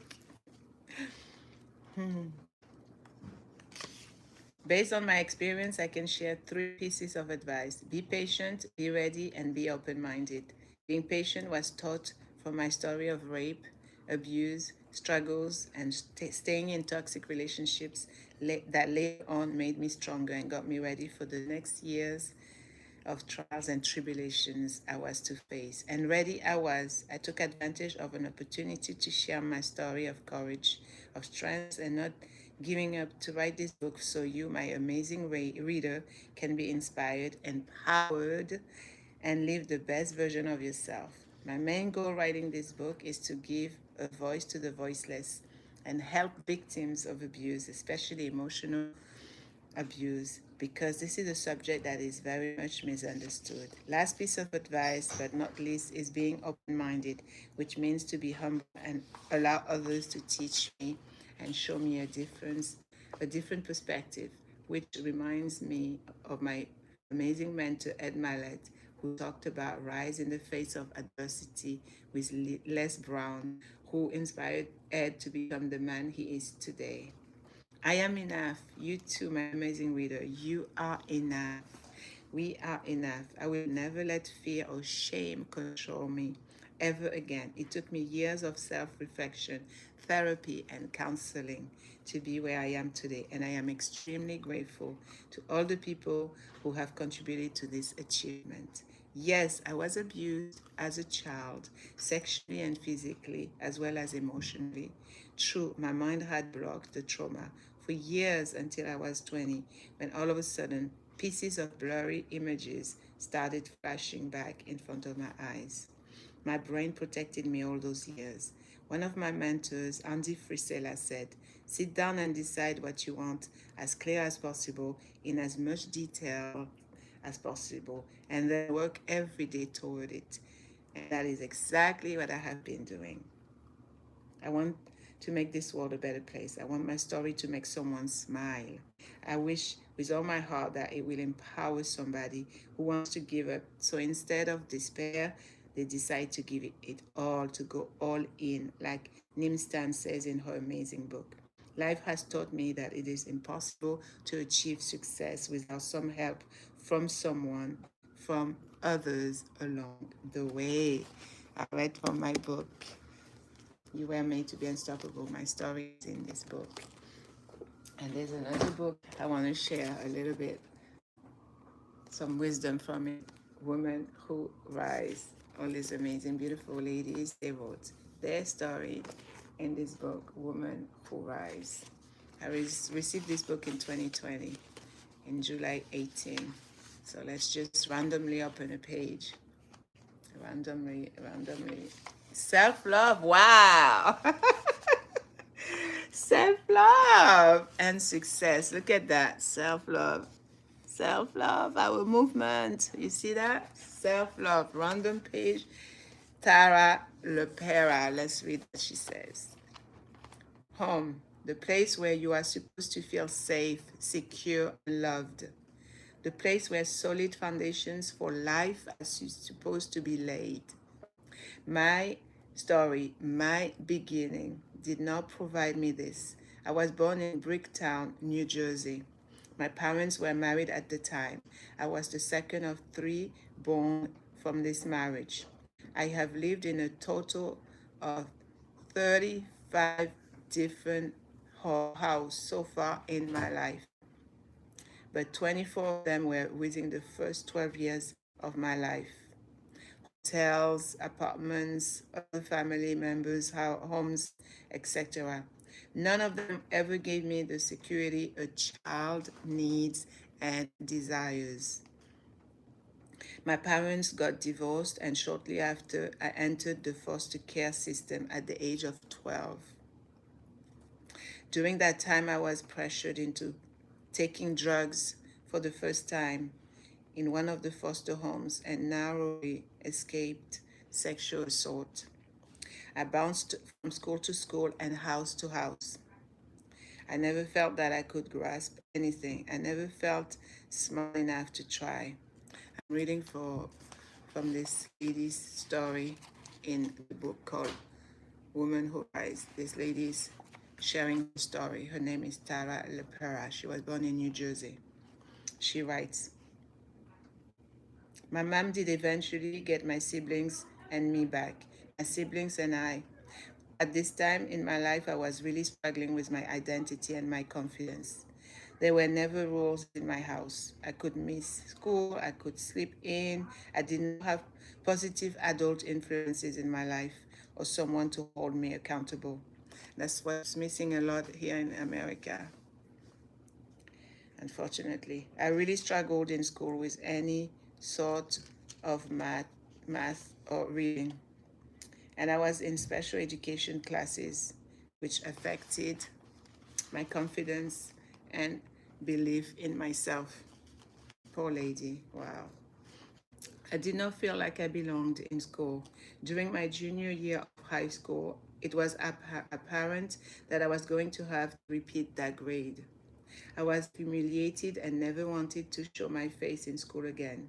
So the next day, my mom drove me to the school and signed me out. I officially dropped out of school. This lady, she's sharing her story in New Jersey. At the time, my mom was going through her second divorce, and I felt compelled to help the family. I had two jobs, but the bills were piling up. We were struggling as a family and as individuals, and that happened to a lot of Americans, from one relationship to another, and unfortunately, the children are the ones that are suffering. It was at this time, at the age of 17, that a family member introduced me to a new world, the dancing scene. The income was good, and it quickly allowed me to help support and raise my siblings alongside my mom. Fast forward 3 years later, and at the age of 21, I became pregnant, which happened to a lot of young people, unfortunately. Prior to this, I attempted to get my GED, but I failed. I realized that I needed to make a change, as I was bringing a daughter into this world, and I wanted to give her the life I did not have.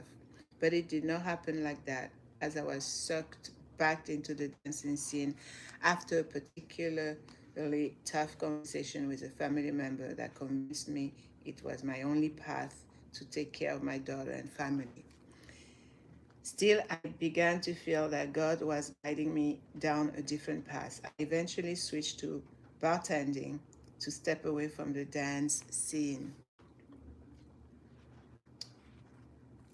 Some of the things that she mentioned in her story, I can relate. I was a bartender, I was a dancer at one point.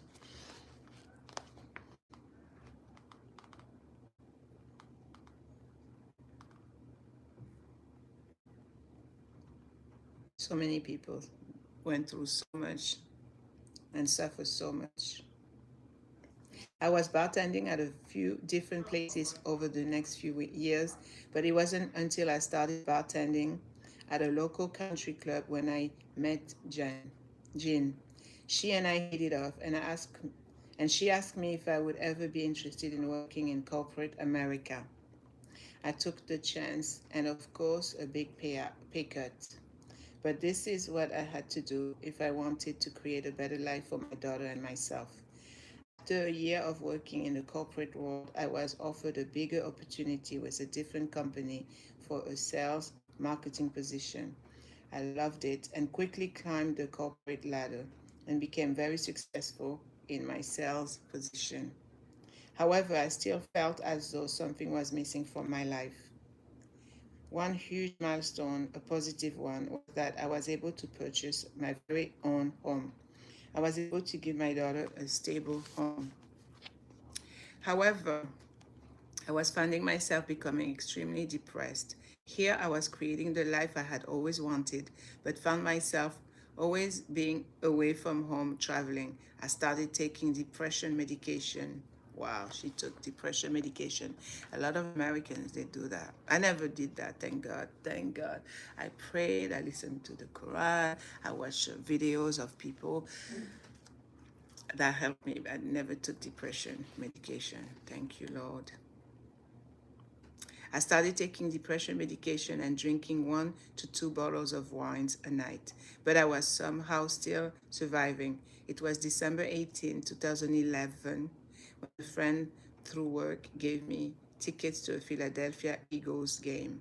I tried everything I could to give these tickets away, but I guess the universe knew I was supposed to meet my husband on this day. You remember how I say sometimes you need to go out there, get out of your comfort zone. You never know, you might find at this particular meeting, business convention, your future mate. She found her future husband there on this day. I decided to take my best friend, Christy, her son, Ben, and my daughter, Alicia, with me and go to the game. I noticed a very handsome young man was sitting behind me. Silly as it sounds, I also noticed that he did not have gloves on. Remember, it was mid-December, so I offered him some hand warmers. This is when I met my husband, Mark. So she's relating how she met her husband. Always go out, mingle, interact, network. You never know, you might find your soulmate somewhere there. Now she found her man in that in that game that she went. There was something about him, the instant chemistry. I felt a connection for the first time, maybe ever. I firmly believe God put us together at that game. Mark is a driving force behind me finding and going after my dreams.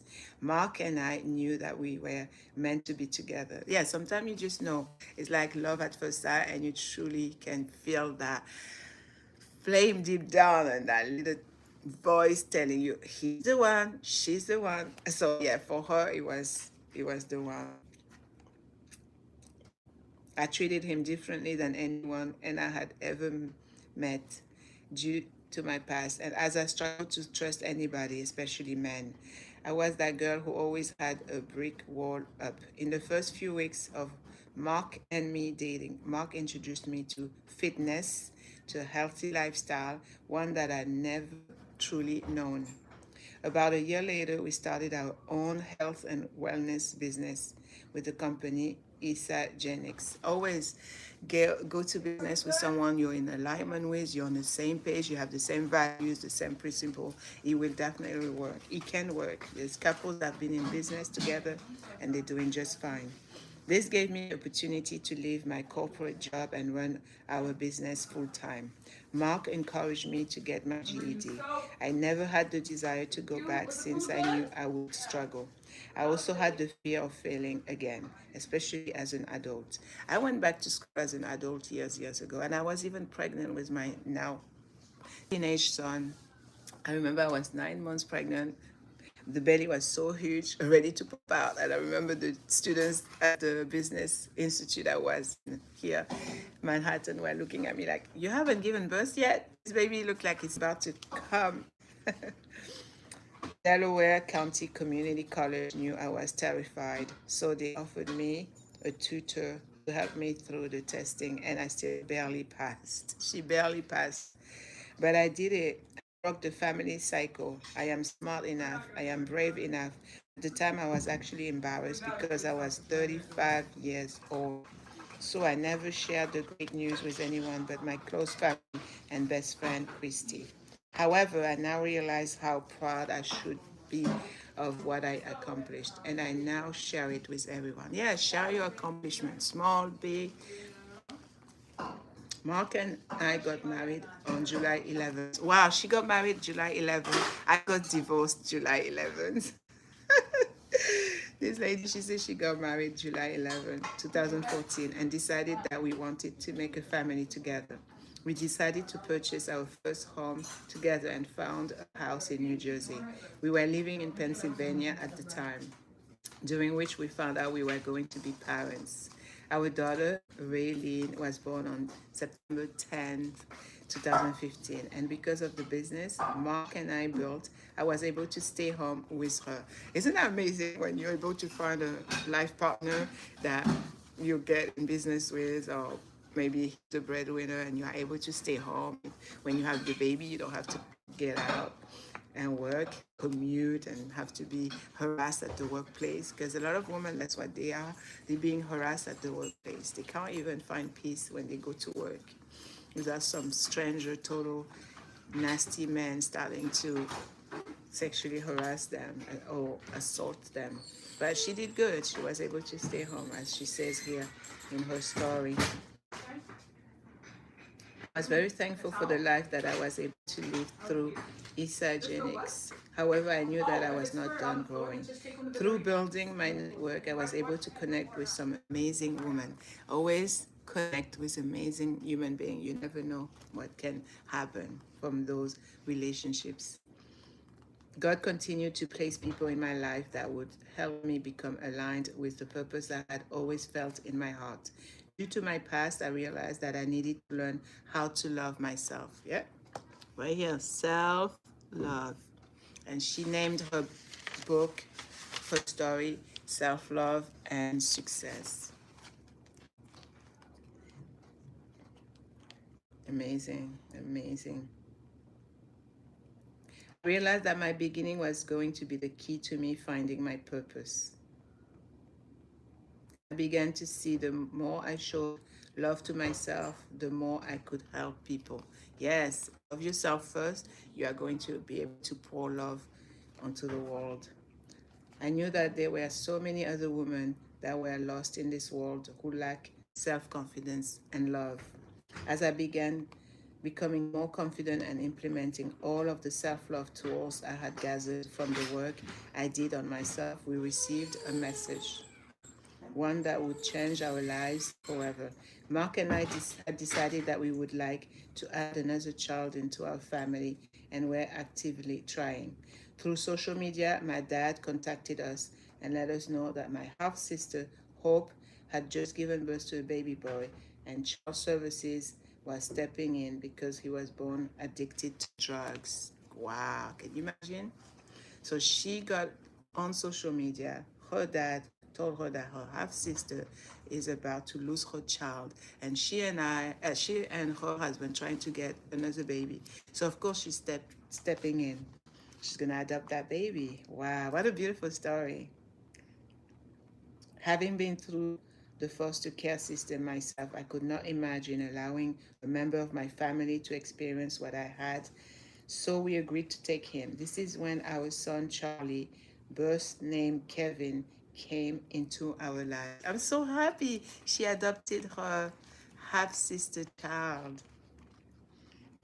Little did we know how this little boy would bring so much joy and happiness into our lives. However, having a NAS, neonatal abstinence syndrome, baby comes with some pretty major struggles. Of course, he was addicted to drugs because his mother, while she was pregnant, she was on drugs. Charlie had to go through withdrawal from all the drugs. It was sad and hard for us to witness. There were many, many nights we did not sleep as we had to make sure he was okay. He is currently in different types of therapy to help him with his speech and motor skills so he will thrive in this world. Charlie was 5 months old when we found out we were pregnant again. Isn't that amazing? So she adopted her half sister's child, and after that, God gave her a beautiful gift, a blessing that she became pregnant herself. That's amazing. Beautiful. So now we had Alexia, Raylene, Charlie, and we're expecting another baby. Crazy, right? So here we were raising our daughters, helping our son heal, getting ready for the birth of another child, all while building our marriage. Relationships are tested often. Remember how I said to you, this life is a test, and you shall be tested.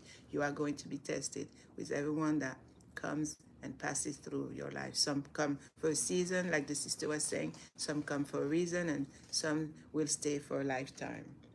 But yeah, definitely marriage, relationship, they are a test. However, through these tests, they strengthened, and man, are we strong. My pregnancy was not easy and brought its own number of tests. Our son Hudson was born a month early but healthy and happy on April 22, 2019. 6 months later, my half sister decided to give up her parental rights. We are now in the ongoing process of adopting our son, Charlie. Within 5 years, we went from having one daughter to a family of six. Each day brings its own adventures. Yeah, call them adventures instead of calling them struggles or hardships. Call them adventures. I love what she said. She said, wow, adventures. Amazing. That is amazing. She called the struggles adventures. But we are fighting and figuring out together as we go. I always said God wouldn't give us what we couldn't and wouldn't handle. Exactly. Because I decided to work on myself and I learned how to love on me, I am able to show up for my husband and my kids in a way I never knew possible. Yes, make sure you love yourself fully. You know our self love movement here. Love yourself fully, completely, unapologetically, and you are able to pour love onto others who are close to you. I always say that love yourself, respect yourself, forgive yourself, appreciate you, okay? And embrace everything about you. That's beautiful. I love this story.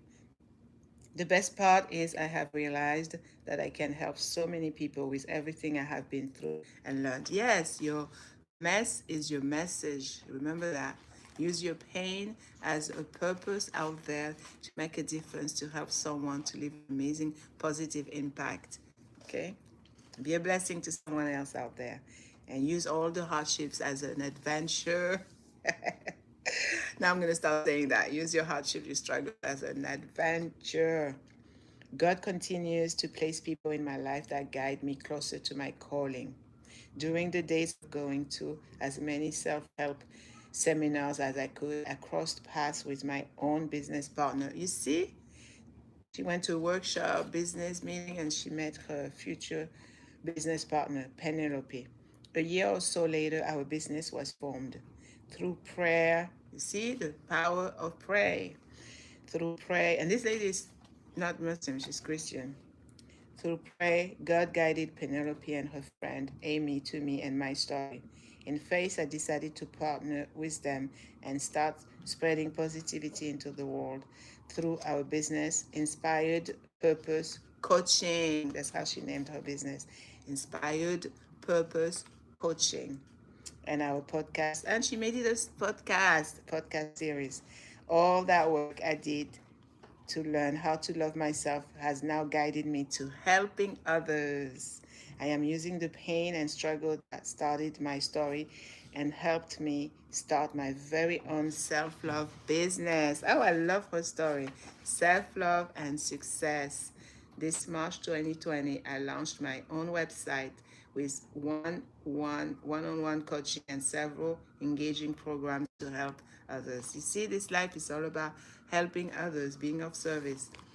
I'm going to show you her picture in a minute.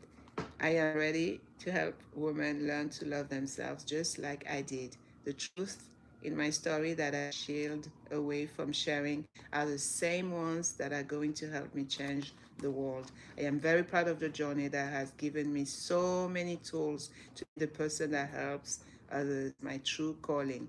Always remember, we were all born with love. Fear is what we learn. The spiritual journey is the unlearning of fear and prejudices and the acceptance of love back into our hearts. Love is the essential reality and purpose on earth. God is good. This is the lady that just I read her story. This is her. Beautiful. So proud of her, Tara Lepera.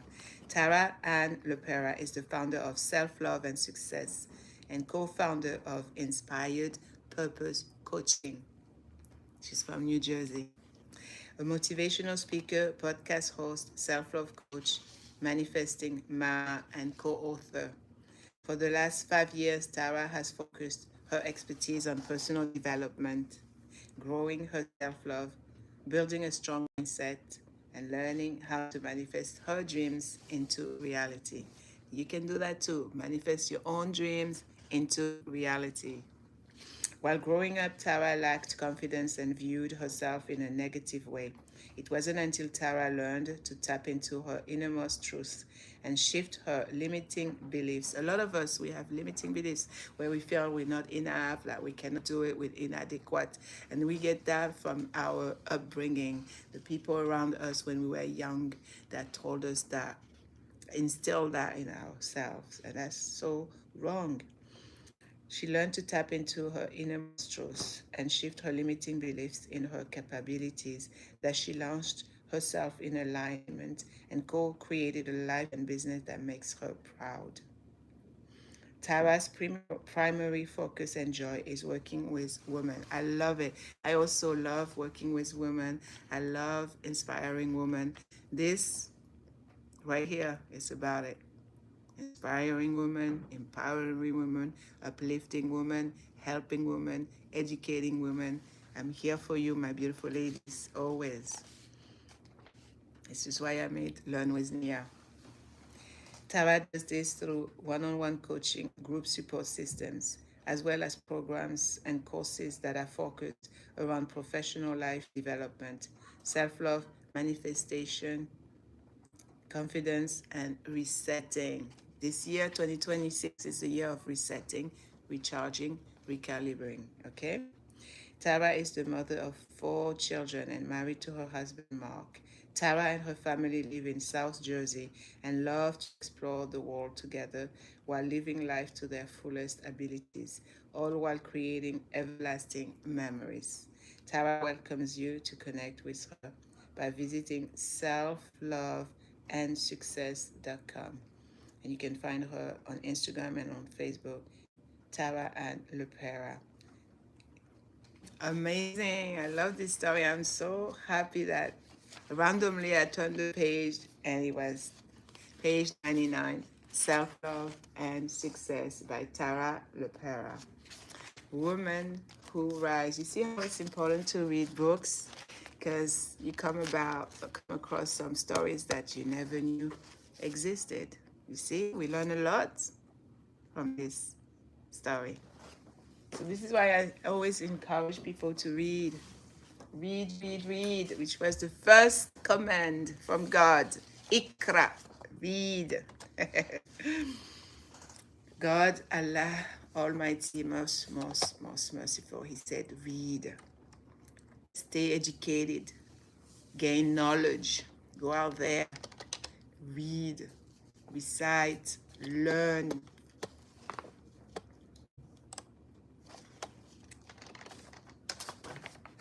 So talking about God, Allah, I'm a Muslim who love talking about God. Yesterday I did the 99 names of God, so I'm going to read from this. I printed this back in 2003. I've always been very inclined into learning more about my own faith. It's ongoing.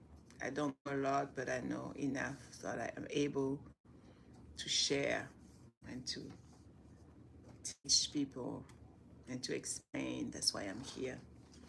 Explanation of the perfect names and attributes of Allah.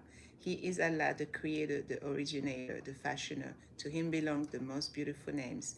Whatever is in the heavens and on earth do declare his praises and glory.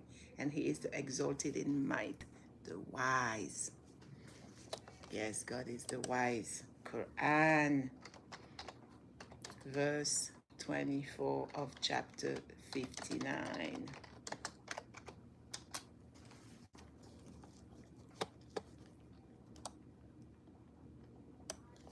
Quran chapter 59, verse 24 declares God as the creator, inventor, fashioner who possesses the most beautiful names. It emphasizes that everything in the heavens and earth glorifies God, and He is the Almighty, All-Wise. This verse is the final part of an often recited triad, highlighting God's attributes. The most beautiful names belong to God, so call on Him by them. Chapter of the Quran 7, verse 180. It is not possible to perfectly translate the names and attributes of Allah from their original Arabic into English language. However, here are some fairly close explanations, okay? Allah, He who has the Godhood, which is the power to create. Ar-Rahman, the compassionate, the beneficent, the one who has plenty of mercy for the believers and also for the disbelievers in this world, and especially for the believers in the hereafter. God loves even those who say bad things about him, and God keeps giving them. That's another sign that he has that love for his creation. Ar-Rahim, the merciful, the one who has plenty of mercy for the believers. Al-Malik, the king, the sovereign lord, the one with a complete dominion, the one whose dominion is clear from imperfection. God is perfect, unique. Nobody is like God. Al-Quddus, the holy, the one who is pure from any imperfection and clear from children, adversaries, helpers, doesn't have family, doesn't have a wife. As-Salam, the source of peace, the one who is free from every imperfection.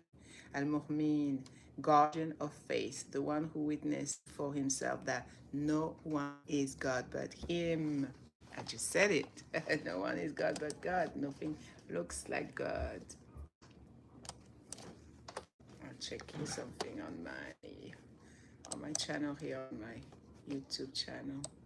Thank you so much for everyone who has participated on my previous live streams, who leave a comment, who appreciate the thing that I have to say. Thank you so much.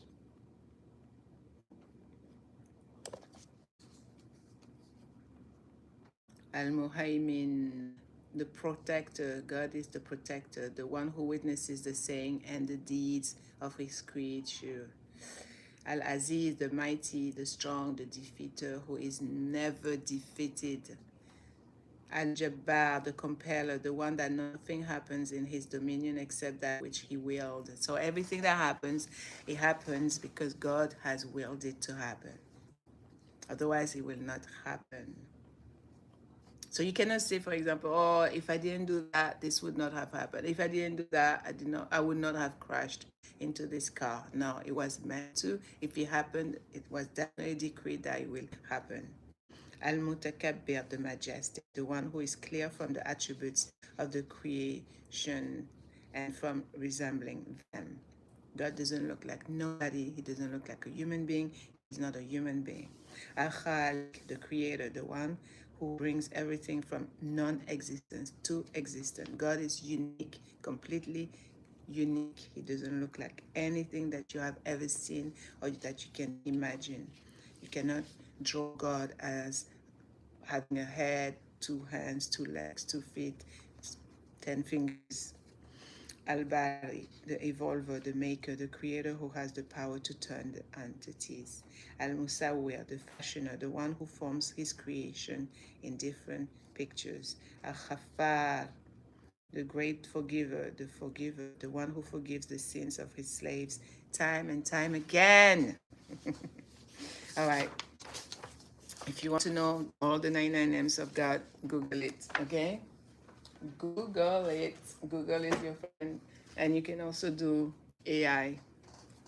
You can go on ChatGPT and learn more about the 99 names of God, of Allah.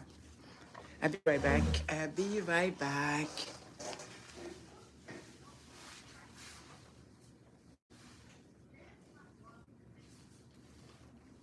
I'm going to read some Quran. I'm super proud of myself because I read up to verse 33 of chapter 4 by Fajr. I was so proud of myself. So let's read some Arabic. Yeah. Bismillah, أعوذ بالله من الشيطان الرجيم. بسم الله الرحمن الرحيم.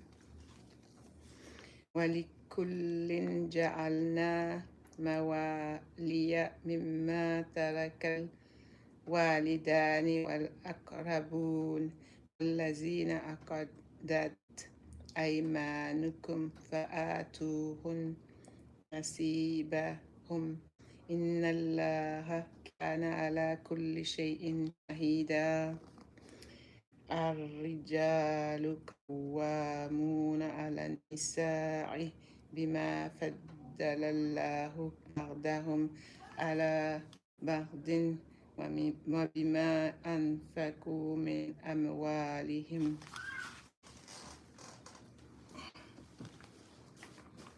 Putting my pillow against my lap so I can read better, be more comfortable. Yeah, here is a verse that says in the Quran that men are protectors and maintainers of women. It's right there in the Quran. Men are protectors and maintainers. Financially, they are responsible for women. That's what Islam teaches. That's what God says.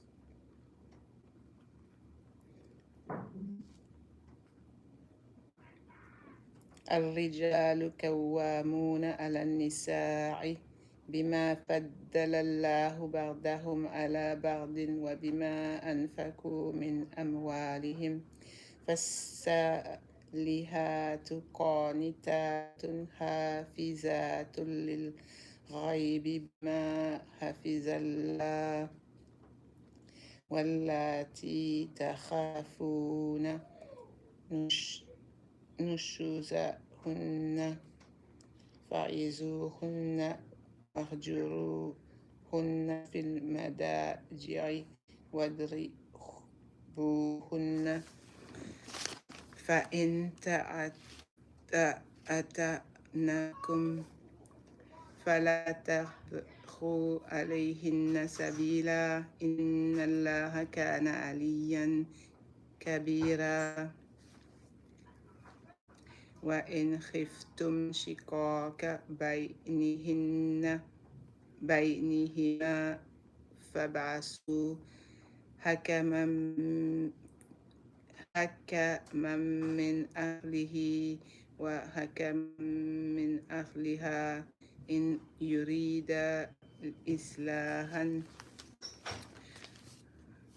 يوفق الله بينهما إن الله كان عليما خبيرا واعبدوا الله ولا تشركوا به شيئا وبالوالدين إحسانا وبذي القربى واليتامى والمساكين والجار ذي القربى والجار الجنوب والساهب بالجنب وابن السبيل وما ملكت أيمانكم إن الله لا يحب من كان مختالا فخورا الذين يبخلون ويأمرون الناس بالبخل ويكتمون ما آتاهم الله من فضله وأعتدنا للكافرين عذابا مهينا والذين ينفقون أموالهم رئاء الناس ولا يؤمنون بالله ولا باليوم الآخر ومن يكن الشيطان له قرينا فساء قرينا وماذا عليهم لو آمنوا بالله واليوم الآخر وأنفقوا مما رزقهم الله وكان الله بهم عليما إن الله لا يظلم مثقال ذرة وإن تك حسنة يضاعفها ويؤتي من لدنه أجرا عظيما فكيف إذا جئنا من كل أمة بشهيد وجئنا بك على هؤلاء شهيدا يومئذ يود الذين كفروا وعصوا الرسول لو تسوى بهم الأرض ولا يكتمون الله حديثا يا أيها الذين آمنوا لا تقربوا الصلاة وأنتم سكارى حتى لا تعلموا ما تقولون ولا جنبا إلا عابري سبيل حتى تغتسلوا وإن كنتم مرضى أو على سفر أو جاء أحد منكم من الغائط أو لامستم النساء فلم تجدوا ماء فتيمموا سعيدا طيبا فامسحوا بوجوهكم وأيديكم إن الله كان عفوا غفورا ألم تر إلى الذين أوتوا نصيبا من الكتاب يشترون الضلالة ويريدون أن تضلوا السبيل والله أعلم بأعدائكم وكفى بالله وليا وكفى بالله نصيرا. Yeah, I was just reciting some Quran up to verse 45, chapter 4. I will recite more later in privacy on my own. But yeah, this is what we Muslim, this is what we recite when we pray 5 times a day. This is what we do. We recite from the book of God, from the Quran, and we do it in the Arabic because it has blessings. It's also protection and it's a healing. So let's say you're suffering from mental illness, depression, anxiety, you can definitely listen to the Quran in its Arabic original text, or you can recite it by yourself. Definitely, it will help you a lot, and you get extra points for reading it. And on your book of records, after you're resurrected, it will say all that you have read the Quran. Even the Quran will come to your rescue and beg God to let you enter paradise. That's what we Muslims believe. Yes. Just checking something online.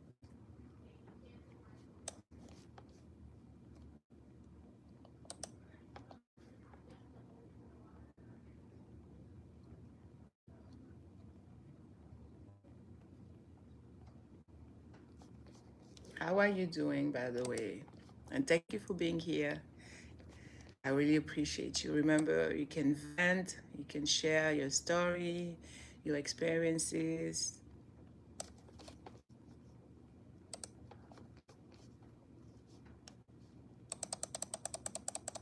If you have any suggestions, things you want to let me know about, feel free. I'm here to listen. Let's have some nice, respectful communications, conversations, chat. I'm here for you, just to let you know.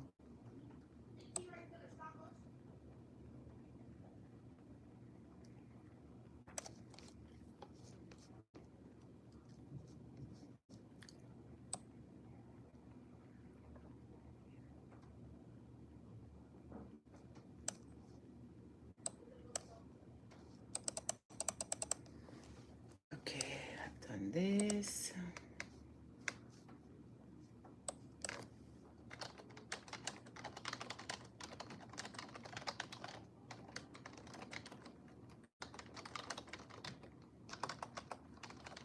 I know my channel is mainly for women, but there's men also I know on my channel that come and watch what I post. So I appreciate you. Big shout out to you, man.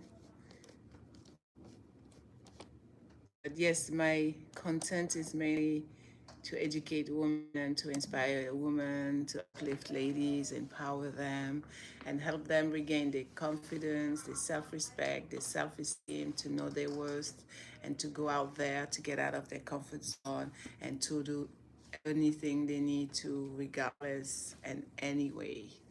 Whether people talk behind their back and say things or try to distract them or try to dismiss them or try to discourage them to go out there and accomplish their dreams, I'm here to let you know. Listen, you can do this, okay? You are enough. You're beautiful. You're worthy. You can do this. Every day wake up with this affirmation and knowing deep down with this belief that you're badass. Okay, you have a light deep down. Shine your light bright. Go out there and glow. Rise. Do what you have to do. Go online.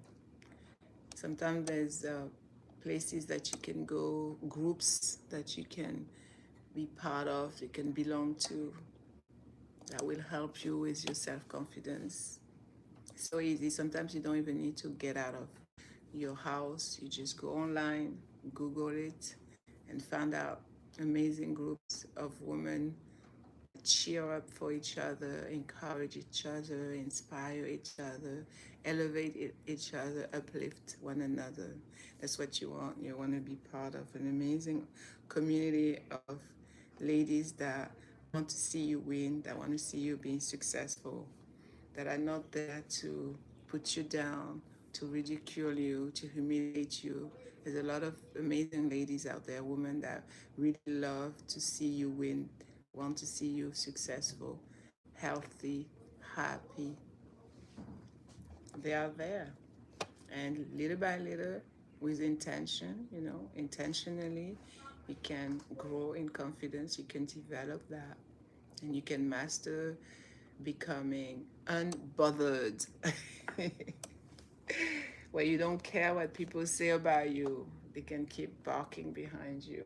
Let them bark, let them talk, let them lie, let them slander. Becoming a more confident black single woman is possible. I'm living proof. But it's a work in progress, meaning you have to continuously do it. Okay? You grow in confidence, you develop confidence every single day. You tell yourself, I'm confident, I'm a badass, I'm amazing, I'm a wonderful human being. I'm full of compassion, I'm loving, I'm caring. I attract good energy, vibrational frequency is high. Let's read this.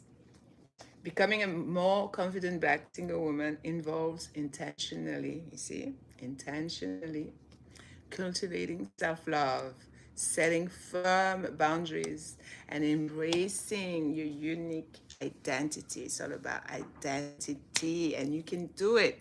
They say fake it till you make it. You can definitely reinvent your whole self. Yes, you can have a completely different identity, and that's the key to success and to live a fulfilling, more meaningful, joyful life. Your identity is everything. So if you don't first believe in you and in your abilities, you are not going anywhere. You're going to get stuck, you're going to remain stagnant, and you're not going to be able to do anything. But once you shift that identity, that mindset that you believe in yourself, your capabilities, that you are going to do it, you're going to reach your goals, that's how it's going to materialize. Identity shift. And that's why a lot of people that are wealthy today, that are successful and super happy, mind, body, and soul, they fit, they have that energy, they're out there, they're helping, transforming lives. That's what they did. They started from rock bottom and they managed to change, shift their identity. They became a totally different person, a new human being. You can do it. I believe in you. Just believe it. Okay?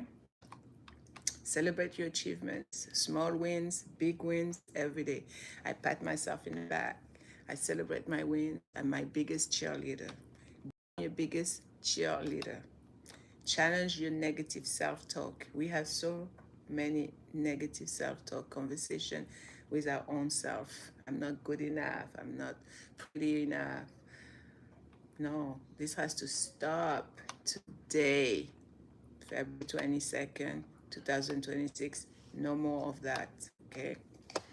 I'm going to read from this article that's going to help you, okay? 5 ways to practice self-love and boost your self-confidence, your self-esteem as a black woman. You're beautiful. Black is beauty. Yes. Self-love and maintaining self-esteem can be challenging, especially for black women who often face unique societal pressures and expectations. Prioritizing mental and emotional well-being is essential for a balanced and fulfilling life. Here are 5 practical ways to practice self-love and boost self-esteem tailored specifically for black women. Embrace your natural beauty. You have nappy hair, you have big lips, big nose. You're beautiful, brown skin girl. Remember that, okay? One of the most empowering steps towards self love is embracing your natural beauty. This includes accepting and celebrating your unique physical features. Yes. Skin tone, hair texture. Here's how you're going to do it. Ditch the Eurocentric beauty standards. Understand that beauty comes in all shapes, sizes, and shades. Focus on what makes you unique rather than trying to conform to societal standards that may not represent your true self. Okay, my beautiful sister? Care for your hair and your skin. Take care of your skin. Sometimes your skin is ashy, it's crying for that shea butter, that lotion, that water. Nourish your hair, nourish your skin. Invest time in finding hair and skincare routines that work for you. Celebrate your curls, coils, and kinks, and use products that enhance your natural beauty. Positive affirmation, like I said earlier, look in the mirror every single day and tell yourself, I'm beautiful, I'm amazing, I love you. Okay? Start your day with positive affirmations about your appearance and your capabilities. Remind yourself that you are indeed beautiful. You are indeed worthy. You are indeed enough. Set healthy boundaries. Okay, the first one was what? Ditch the Eurocentric beauty standards. Care for your hair and skin and positive affirmation. You embrace your natural beauty. Okay. Number two, set healthy boundaries. Setting healthy boundaries is crucial for protecting your mental and emotional well-being. It involves recognizing your limits and communicating them clearly and effectively to others. Learn to say no, communicate clearly, and have self respect. Okay? Learn to say no. Understand that it is completely and totally okay to say no to things that don't serve your interest or well being. Completely okay. Prioritize your needs without feeling guilty about them. Communicate clearly. Be very confident and assertive expressing your boundaries to your friends, your relatives, your coworkers, your colleagues, your family, your boss, anyone around you.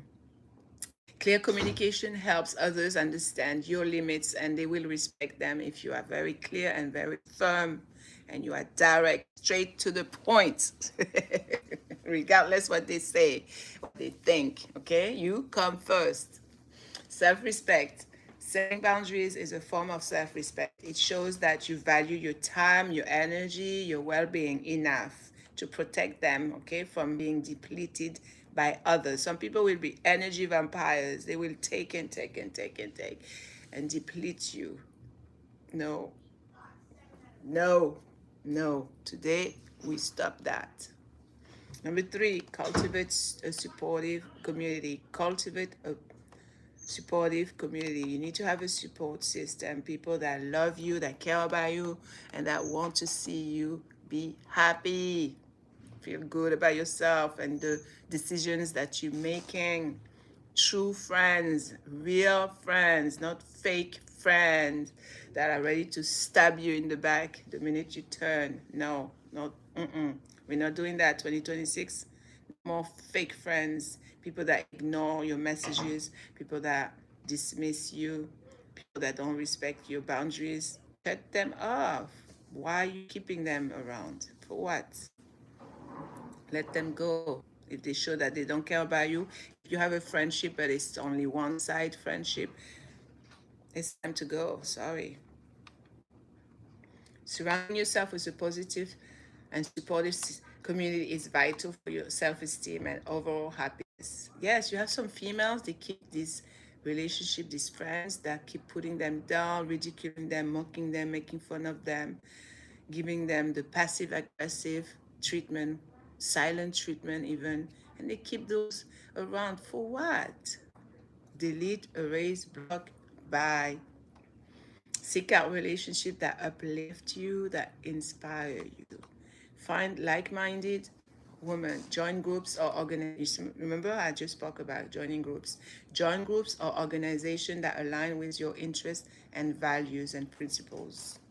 Connecting with other Black women who share similar experiences can definitely be incredibly affirming for you. It's going to boost your self-esteem. Seek mentorship. It's very important. Have a mentor. Look for mentors who can provide guidance, support, and encouragement. A mentor can help you navigate challenges and celebrate your achievement. Last night, I posted a few pictures. I don't know if you saw them on my community with this amazing, beautiful Black lady. Her name was, because she passed away unfortunately a few years ago, Marcel Miranda. So it's me and her. You see me with her posing, and she was my business partner, my business associate when I used to be by Wall Street in the financial services industry. And she was a real one. She was an amazing woman. She used to text me on WhatsApp regularly to boost my self-esteem, to remind me how amazing of a woman I was. I am still. She used to text me random links to videos to listen on YouTube. She was a true friend. She was an amazing woman. We went to California together. We went also to, I think we went to Dallas, Texas together for one of our big conventions. Engage in open conversations. Yes, let's have a conversation.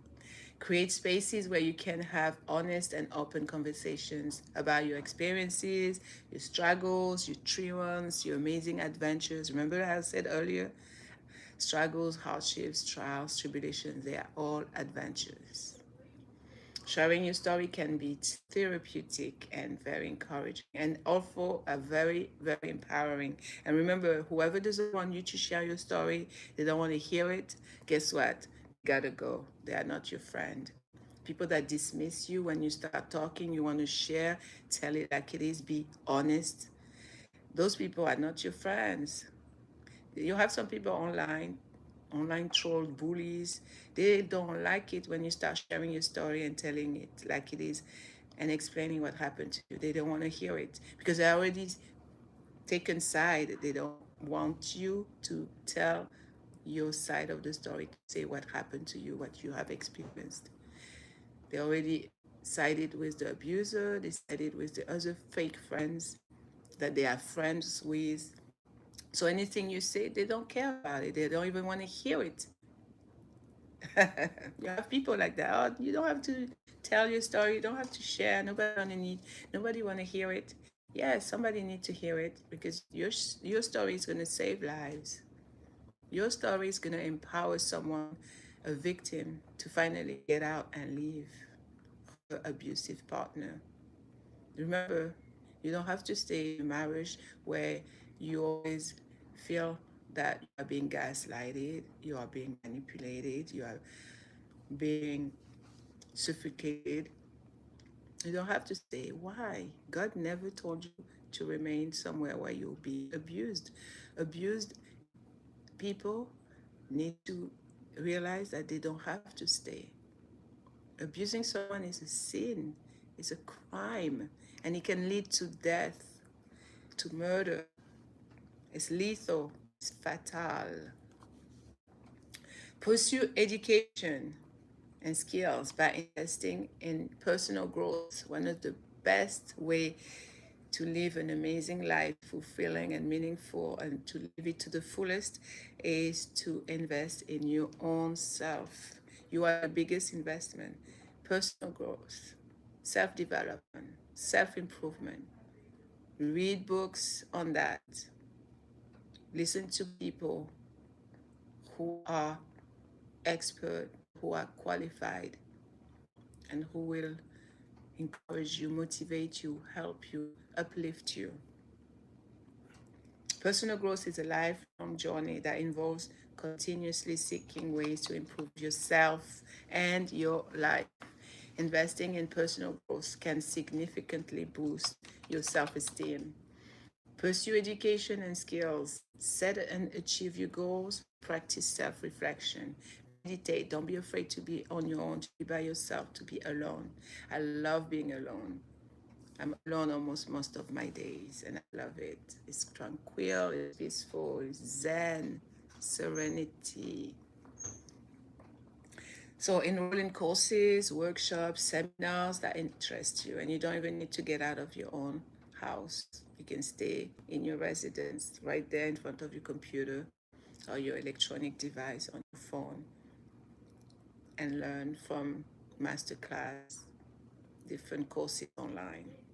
Learning new skills or gaining knowledge can increase your confidence and open new opportunities. Yes, indeed. Set and achieve your goals. Set them, be very clear, and make sure to achieve them. Earlier, I talked about being specific. Make your goal measurable, achievable, and make sure that they are timely and go after them. Regularly take time to reflect on your thoughts, your feelings, and your behaviors. It takes two to tango. We are also accountable and responsible for the decisions that we make. By staying in an abusive relationship, you already put yourself in danger, in harm's way. So you are responsible for that. You staying in the abuse, that is your choice. And you will be prone to more abuse, victim to more mistreatment. But if you put your foot down and you say, that's it, I'm done, you set clear boundaries and you no longer accept, tolerate abuse, now you're moving forward and you're also opening the doors for more new blessings. But when you stay with an abusive person that gaslights you, manipulates you, mistreats you, criticizes you every time, blames you for everything wrong, you are blocking your blessings. Did you know that? You're blocking your blessings. So remember that. Practice self-reflection. Regularly take time to reflect on your thoughts, on your own behavior. Self-reflection helps you understand yourself better. Yes. And it also fosters personal growth. Every single day you are growing, you're changing into a different person, a new person. You are no longer the person you were a month ago, a week ago, a year ago. Number 5, engage in self-care practices. I will repeat all 5. Self-care is about taking deliberate actions to care for your mental, emotional, and physical health. It is essential and it's part of self-love, self-care.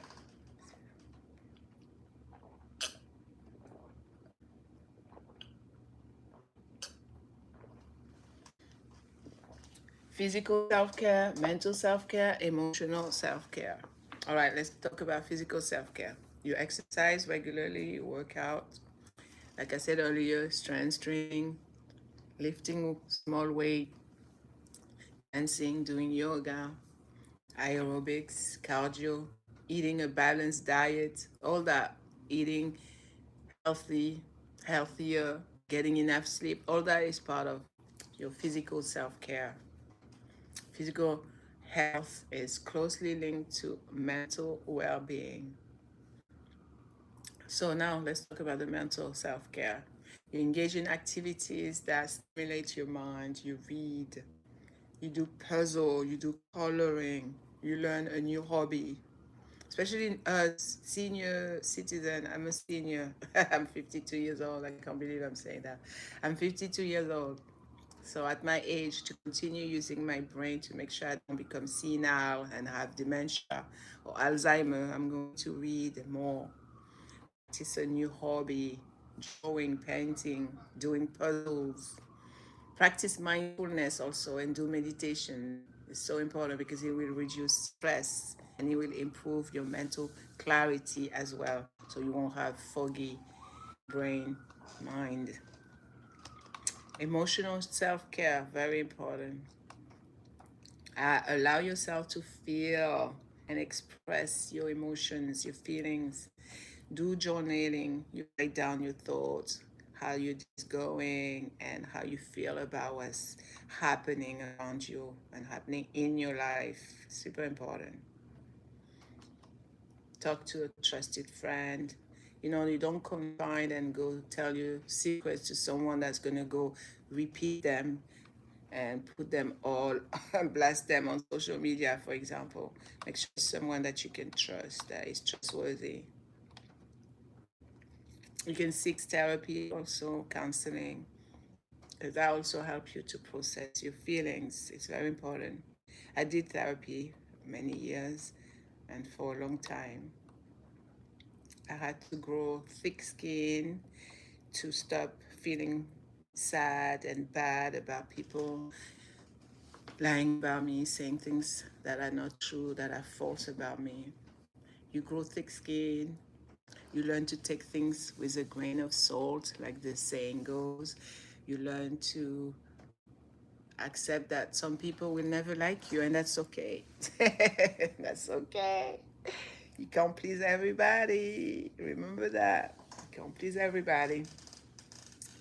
So, practicing self love and boosting self esteem is a journey, and it requires intentional effort and commitment. You need to be 100% committed. Yes. You need to be committed, you need to be consistent, you need to be disciplined. By embracing your natural beauty as a black woman, as a black man, and setting healthy boundaries, cultivating a supportive community system, investing in personal growth, engaging in self-care practices. Yes, you can empower yourself by doing that, and you will lead more towards fulfilling a beautiful, amazing lifestyle. So remember, self love is not just a destination that you see and you visualize, it's ongoing process. Yes, and it will help you enhance your overall well-being and your happiness. Okay, so let me go back to the 5 practice of self-love, the 5 ways you can practice self-love and boost your self-esteem. First, enhance your natural beauty. 2, set healthy boundaries. 3, cultivate a supportive system, community. 4, invest in personal growth. And 5, engage in self-care practices. I hope this has helped you immensely. I hope that what I have to say is beneficial and has served you. And I hope that you're going to continue leveling up, elevating every single day, that you're going to realize what a badass human being you are. And God never made a mistake. He did not create you in vain. And that your life matters, okay? I love you very much. I'm here for you. We're here to uplift one another, my beautiful ladies, my brave ones. Never allow or tolerate disrespect, abuse, and people that don't like you, that don't love you, that don't care about you. Remove them from your life. Delete, erase, block. Only have the people that operate on a high frequency, high vibration. Only have them around you, because they will help you. They will help you level up. They will uplift you, empower you, inspire you to live your best life, to be you unapologetically. And where you need to improve some certain areas of your life, these people will help you do that. They will support that. Anything that bring you headaches, nightmares, negative thoughts, remove that from your life. Toxicity, whether it's in people, whether it be in your environment, the energy, say no more. Done with that. This year, 2026,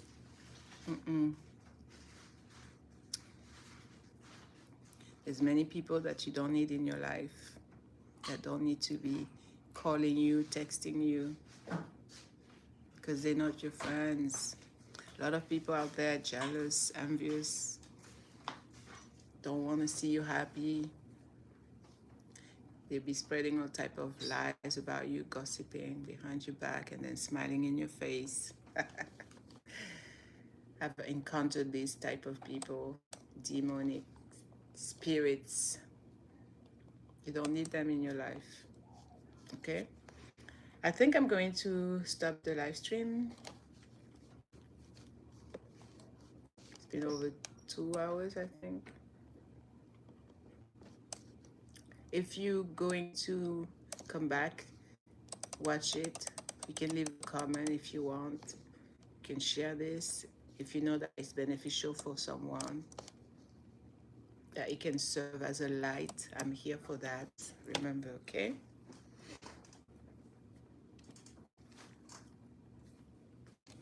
Let me see if I have other articles that I would like to share with you before I stop the live stream that can help you today. I will leave a link actually. Yeah, I will do that. I will leave the link of all the articles that I know will empower you and help you.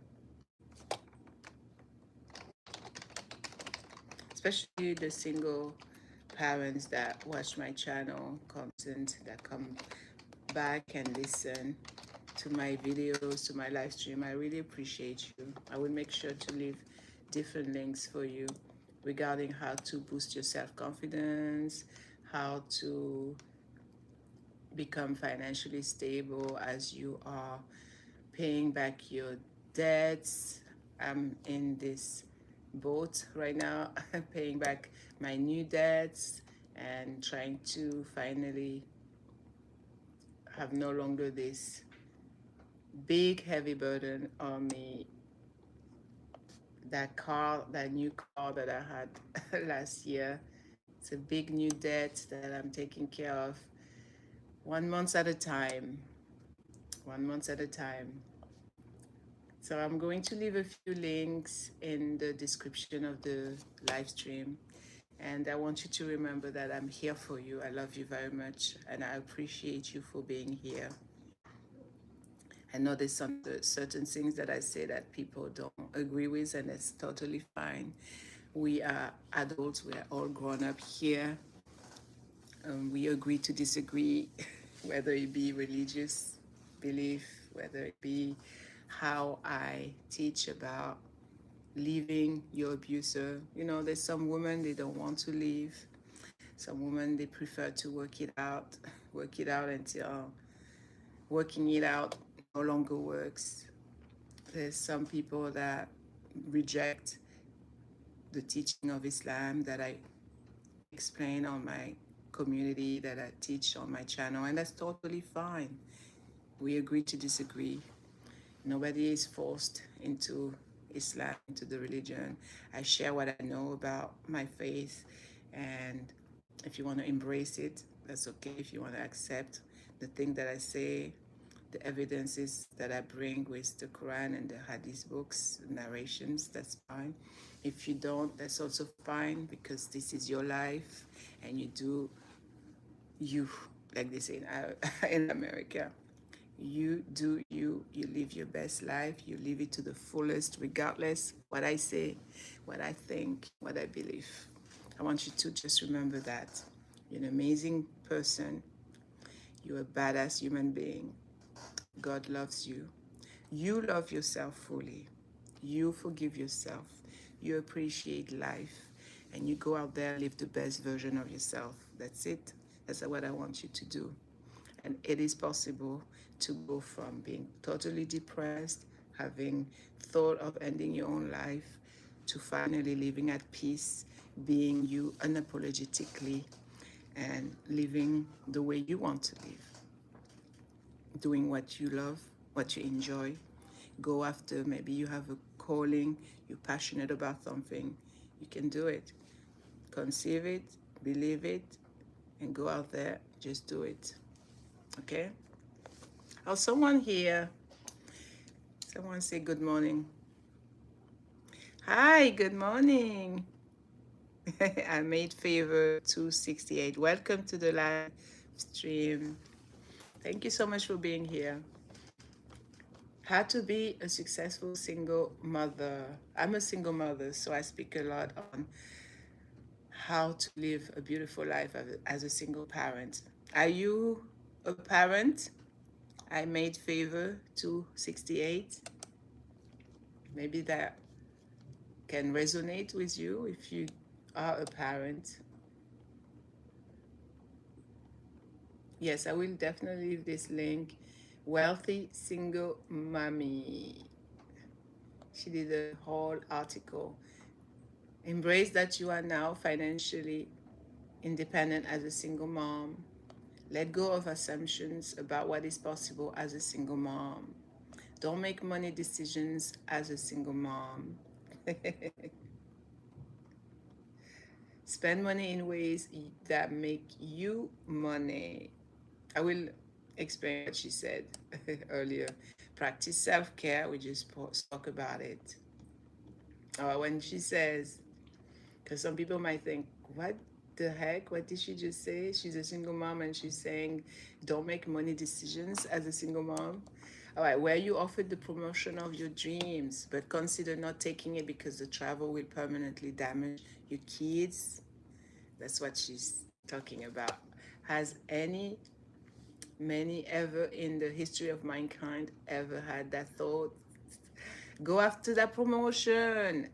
Hire a wonderful babysitter to help you out.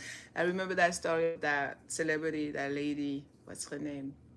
I see her face. She's so beautiful. Oh, it's gonna come back. It's gonna come back. She's very successful, and she said that she left where she used to live and she went to California to pursue her dream. And she had her child with her. I think it's a son. She was very young, but she went after her dreams. Go after that promotion. Hire a wonderful babysitter to help you out. Get someone to clean your house for crying out loud and show your kids and the world. Yes, how shit is done. Excuse my French.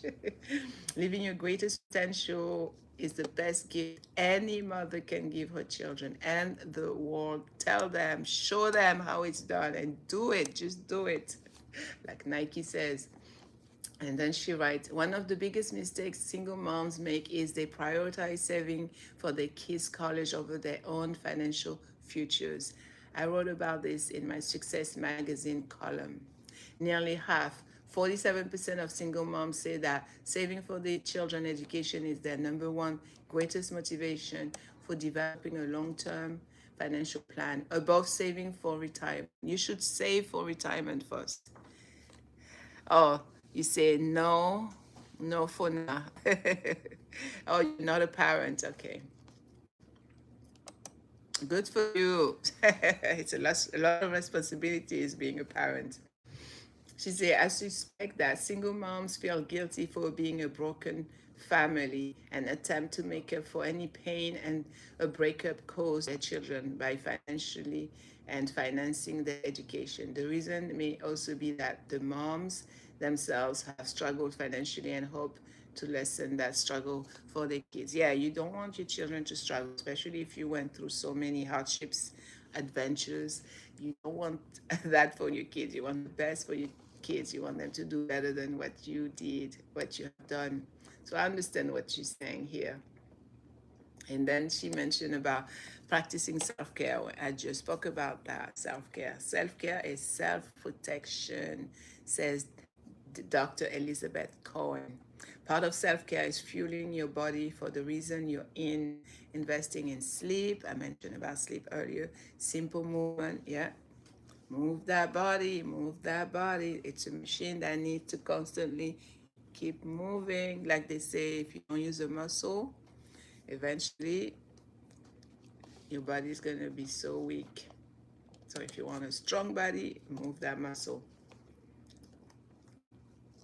Investing in sleep, simple movement, and superfood-based maternal nutrition supplements designed to support fertility, pregnancy, breastfeeding, and postpartum can boost your energy, your mood, and your focus so you can show up for your kids and your career. Yes.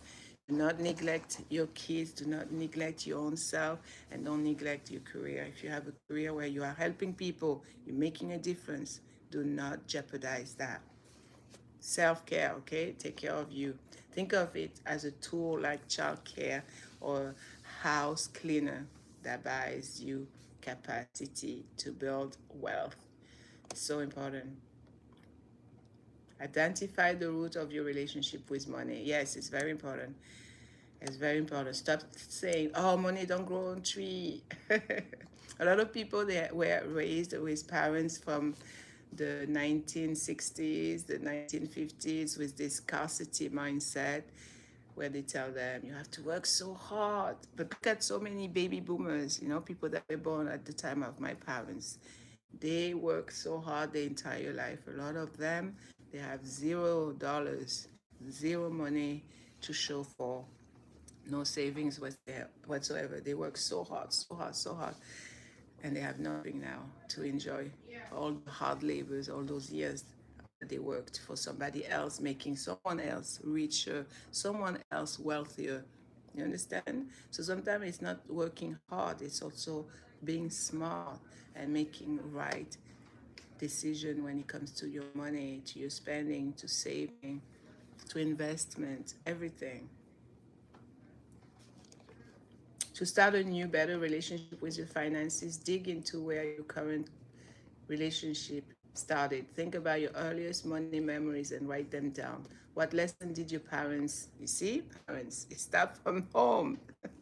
What lesson did your parents teach you about earning, spending, and saving? Did your parents fight about money? If you are a child and you lived in a household where mom and dad are always fighting about money, that is so toxic. We shouldn't fight about money, but there's a lot of parents, unfortunately, marriages, relationships that end exactly because of that money, which is just paper and ink. Remember the value that that bill, that note has, is just written down. When you touch it, it's the same, whether it's a $10 bill, $20 bill, $100 bill, $50 bill. Where finance is a source of stress or joy in your home. There's a Japanese guy, he's a very well-known Japanese motivational speaker, and he teaches about saying thank you to money. Every time you hold the money, you're spending it, you're saving it, you're earning it, thank it. Thank that piece of paper, and you will have a different relationship with money. You will feel joyful. You will be positive when you think about this tool. That piece of paper is helping you finance your dream life. It will help you invest and help others make a difference in people's lives. Did your parents fight about money? Were finances a source of stress or joy in your home? Was money revered as a very important source of status, a mean to control others? Yeah, there's some couples, they use money to control others, their partner. Or was money simply a currency to help achieve comfort? Just like it can take decades to decode any other life challenges, money issues are complicated and nuanced, and your insights will evolve over time. So sometimes you have to change the way you think about money. I had to change the way I thought about money, and that's through people that have helped me and better understand what money truly is and how I can use it to improve my life and the life of those people around me, people that I care about. Dream really scary, big. Single moms might get out of rock bottom poverty mode, but they often fail to truly break free from mindsets that hold them back from their true potential. Yeah, if you always live in scarcity mode instead of in abundance mode, yes, that is failure right there. I often see single moms who blame their exes for their financial limits. Yeah, never blame your ex. It's your fault. It's you. Take accountability. Be 100% responsible for your actions and the choices that you make. Stop blaming your ex. complaining that failure to pay child support means they can't go back to school to earn a higher degree and therefore make more money. Others say that the lack of their ex involvement means that they work the hours required to qualify for promotion. Others blame their family status for not taking or on big risk, like starting a new business, taking a demanding new job, or otherwise stretching their professional or financial comfort zone, citing needing to be home more or lack of support as the reason. We always make excuses. We always make excuses. We knew, we knew, we knew. And then she writes, "This is my story. I was pregnant with a toddler when my ex left. He made all the money and his job provided insurance and other benefits. I was terrified. I would lay in bed at night figuring out how the kids and I would live in my 1999 red Subaru Forester. Today, I run a business with revenue of hundreds of thousands of dollars each year. My hot boyfriend of 5 years is a wonderful partner. I enjoy at least 4 vacations each year." Good for her. Often internationally and sometimes with the kids, others with my boyfriend, a girlfriend, or solo. My investments are in awesome shape for retirement as well as short-term goals. I co-parent 50-50, and best of all, my kids are thriving and happy. That's exactly what it is about. That your family, your kids, you are happy. At the end of the day, you want to feel content, you want to feel satisfied, you want to feel at peace. So this is what she shared. And then she said to write down your own mission statement. So what you want, either your business, your platform, if you have a blog, if you have a podcast, what is your mission statement? She writes her mission statement. She said, "This is my mission statement for this platform, myself and for single moms everywhere. It is from my #1 best-selling book, The Kick-Ass Single Mom, which the New York Post called a smart must-read and was featured in the Doctors, New York Times, Wall Street Journal, Jenny McCarthy Show, Oprah Magazine, Money Magazine, and more than 150 other outlets." So this is her mission statement. I'm going to read it for you. "I will set big, giant, scary goals for myself and family, regardless of what my family looks like or what other people think I am capable of. I appreciate every single day that I live in a time of unprecedented wealth and opportunity for women. And it is my duty to achieve both, to honor the people who fought for me to have these opportunities, as well as those who come after me. I accept responsibility for my own financial well-being." Always accept responsibility for your own action, your decisions. "I might not have it all figured out right now, but I am taking steps to be debt-free, financially independent, and with this financial plan for the future. I will never choose to under-earn in order to maximize receipt of child support, alimony, or public benefits. I will never under-earn to minimize paying child support or alimony. I will take steps to minimize working mom guilt instead of deferring to extensive research that finds that after age 3, the number of hours moms spend with their kids does not impact their development, and actively reward peer pressure that assumes that the stay-at-home mom is the better mom because all science finds to the contrary. I will thrive to co-parent amicably and equally share with my kids' other parent, dad, because I accept that women are not inherently better parents, nor more responsible for children than men." That's what she writes.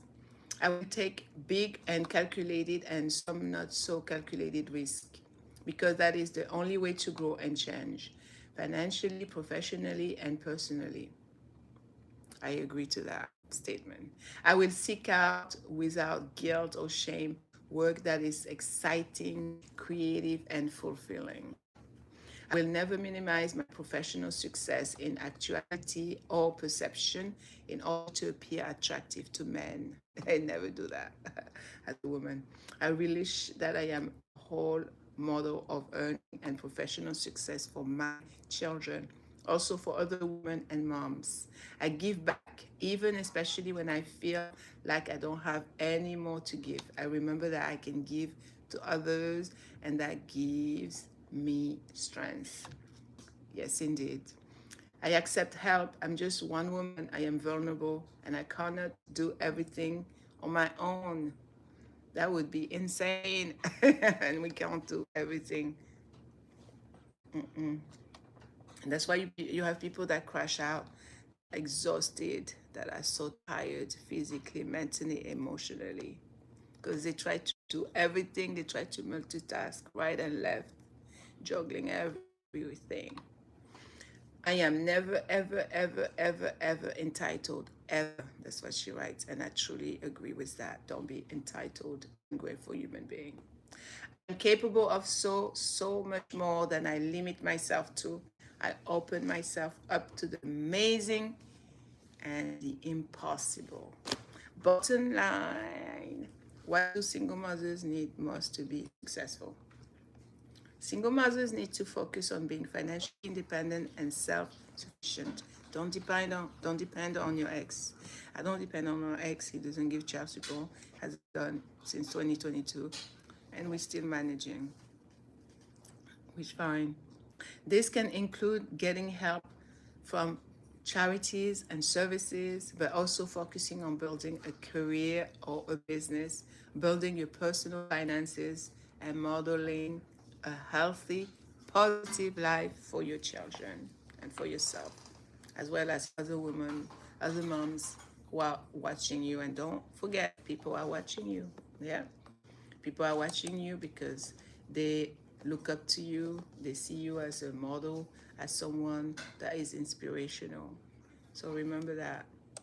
Think about all your supporters and people that truly love you, care about you, and that want to see you win, that want to see you successful.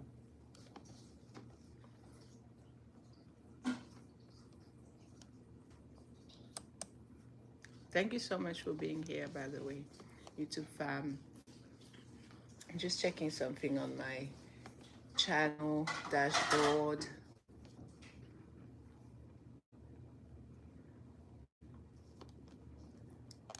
I have to be on top of, I have to fix a lot of things on my channel dashboard and the analytics. I have to pay attention. I don't really go there and check. I usually post and that's it. I'm done. That's probably why I'm still not monetized. I don't know. But I'm still going to continue doing what I do here on YouTube, inspiring you and helping you. It doesn't matter. We're here. This is a safe space. This is our safe space where we grow together, we glow together, we shine, and we level up no matter what. I want to do something before I forget. Otherwise, I'm going to be mad at myself for not doing it now. So let me do it now. Okay, there it is.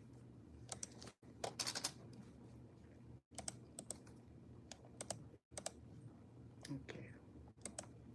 I have so many things in my mind. If I don't do it now, I'm gonna forget.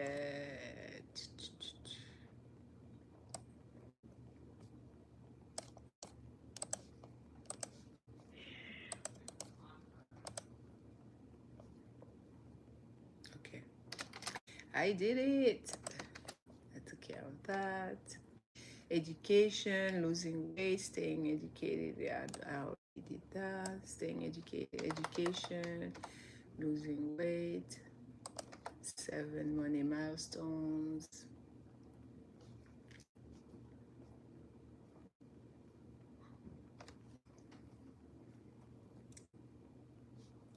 We talk about a lot today. Thank you so much, guys. Whoever showed up, I really appreciate you. You showed up today. You showed up for this channel, you showed up for yourself, you showed up for me. I appreciate that. Thank you. Thank you.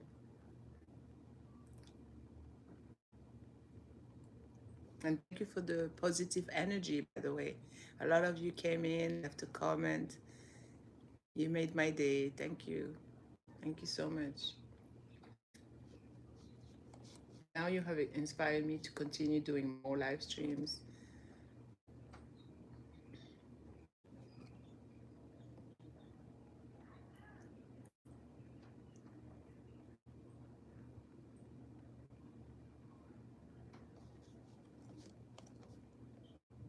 Education, losing weight, 7 money milestones, and much more. Okay, well, I'll leave it like that. I was just going back to my YouTube studio content of the live stream.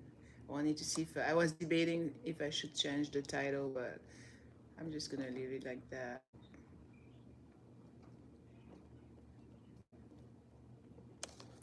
Altered content? No, it has not been altered. What else? What else? No. I'll take care of the tags later. All right, let me make sure I save that. I'm gonna change the thumb. Now I look crazy on that.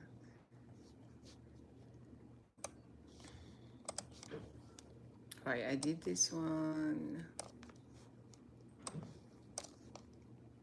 So peaceful now. Earlier, my adult kids were in the kitchen cooking. My lips are so dry. I haven't been drinking enough water lately.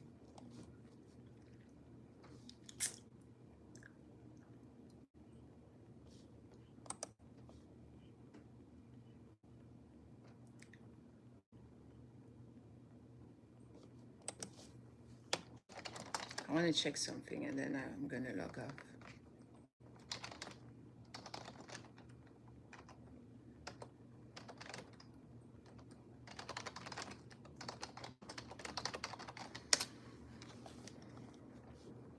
I said I will not talk about all the craziness and what's happening right now around the world and World War III, and I promise I will not bring negative vibes into the live stream.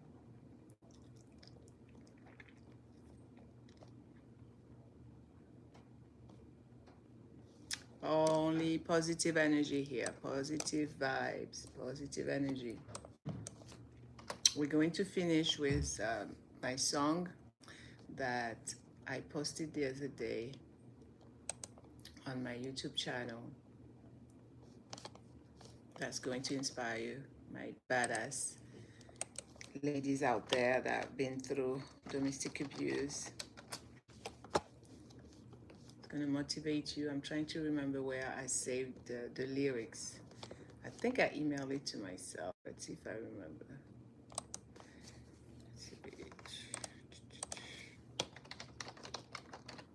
I hope I emailed it to myself.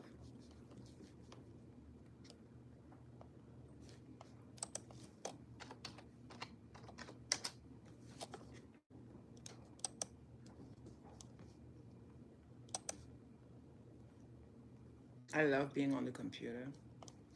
I love it. I love it better than being on a laptop.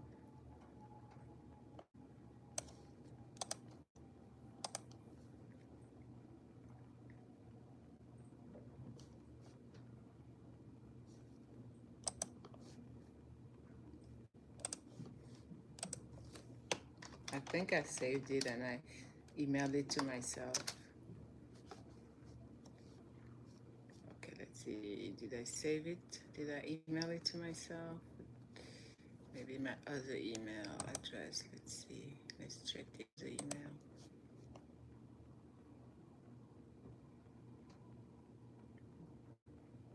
I love how peaceful it is.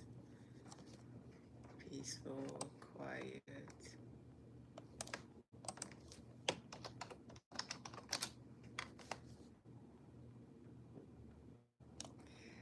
Oh my goodness. That was back in 2020.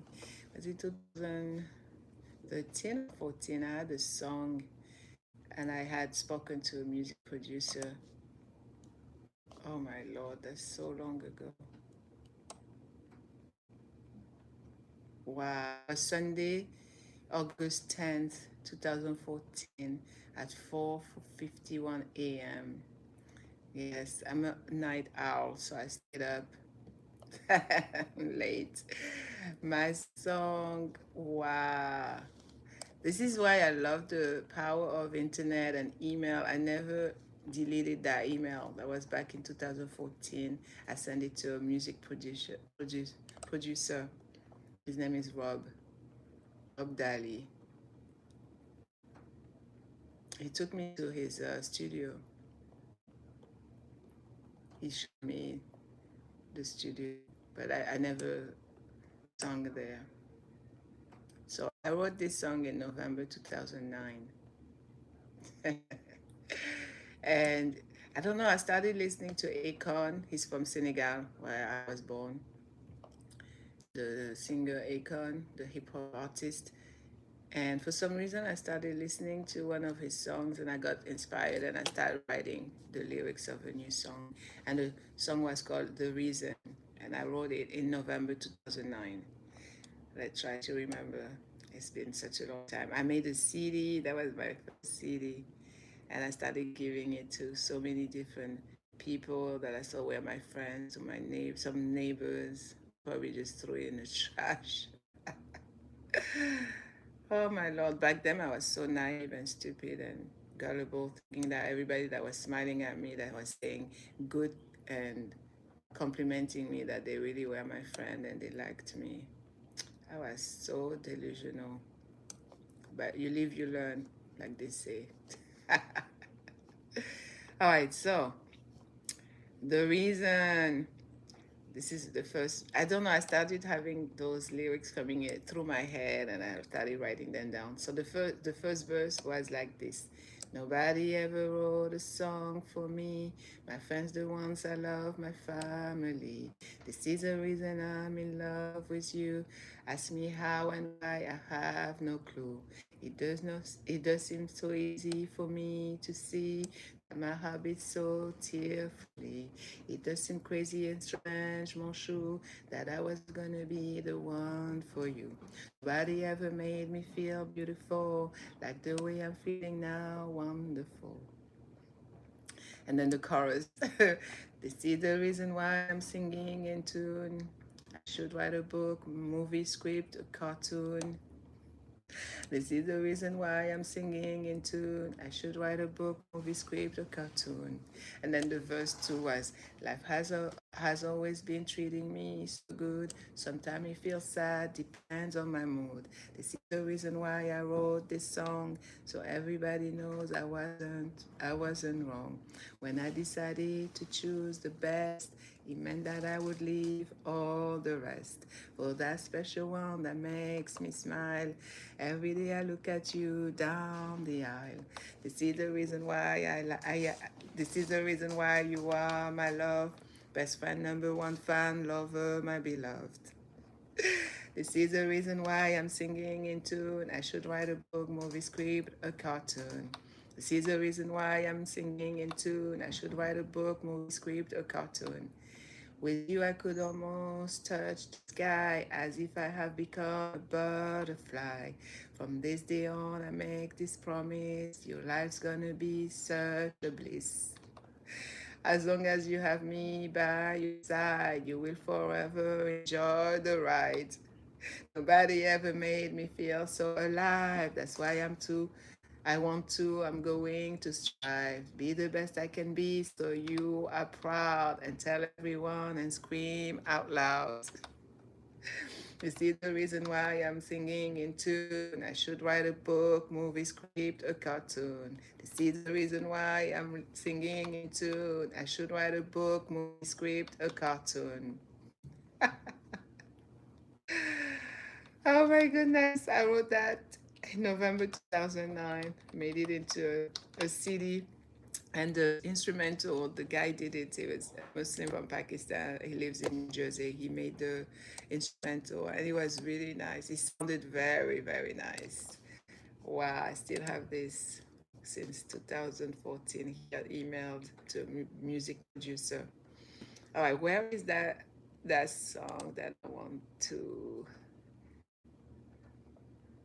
play for you, for all my badass victims and survivors of narcissistic abuse? Okay, I don't see it here. Let's see if it's on my other.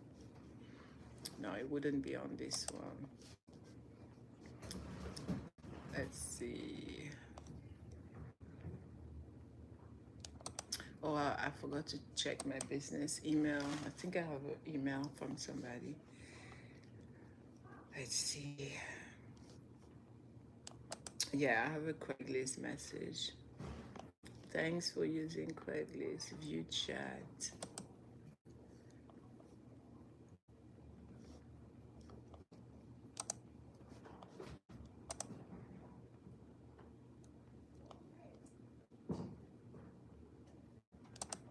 Oh, they want to make sense. Make sure it's me before they send me the link. Make sure this email address looks correct. Yes, teampresidio13@gmail.com. Yes, they just sent me the link so I can check what they just emailed me.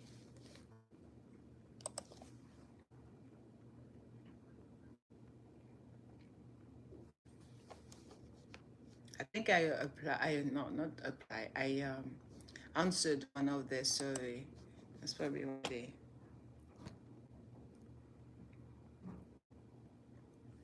I'll check it in a few. Yes, sometimes Craigslist, Yelp, they will send you messages to check about customer service and things that they can change, like they can improve. So it's what. Okay, I can get out of here. Let's get out of here. Cancel.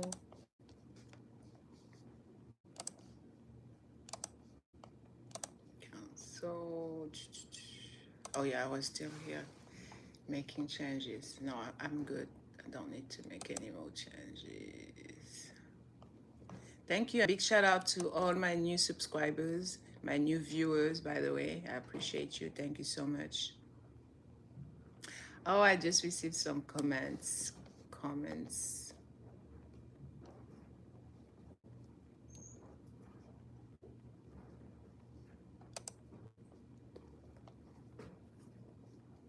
Oh, thank you for the comment. Ray Gibson.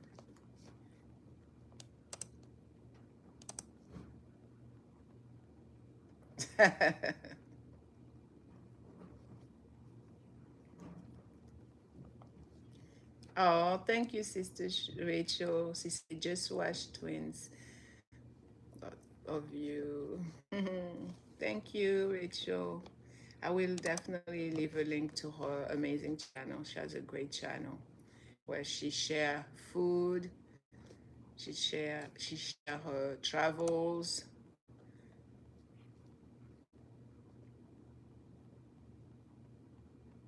Oh, nice. She did the World of Wildlife Tanzania to Canada. Nice. She got 2,000 over 2,000 views. Nice. Let me um let me share that so I can share her channel, guys, with you. Copy. She's amazing. She's always checking me online. She's coming to the live stream. She's one of my amazing mods. She support my Learn with Nia. Okay, this one, I did it. Okay, save.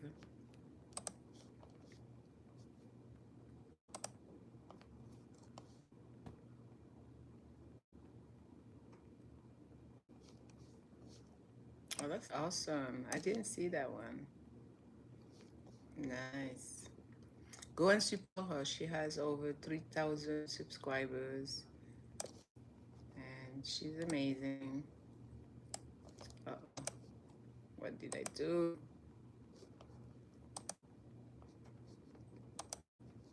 Food for all. Yeah, she started her channel recently, January 2025. She says, after visiting the beautiful island of Jamaica, where it all began after an awesome visit and rafting, having fun, I decided to share my cooking tutorials from different cultures with multi-vlogs such as travel vlogs, food vlogs, wildlife, more. Here, everything is made from scratch. That includes shorts or short videos in the kitchen with friends or touring different cultures, seasonal and local adventures. Our travel adventures are vast and who knows where we will be next. We aim to bring the best of both worlds, food and adventure. Yeah. I will leave the link to her channel. She's amazing. Food for A&L, the foodie adventure lifestyle. I wanted to, let's see if I can copy and paste. Yeah, I wanted to copy and paste her video title and then put it on my description. Okay, let's get rid of that. Get rid of that. I'm gonna put it right here. Yeah.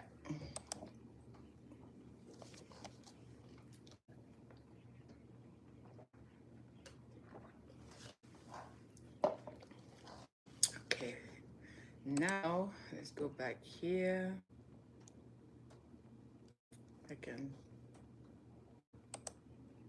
Okay. Oh yeah, the song before I forget. And then I shall end the live stream. Thank you. I can get off here. Get off here.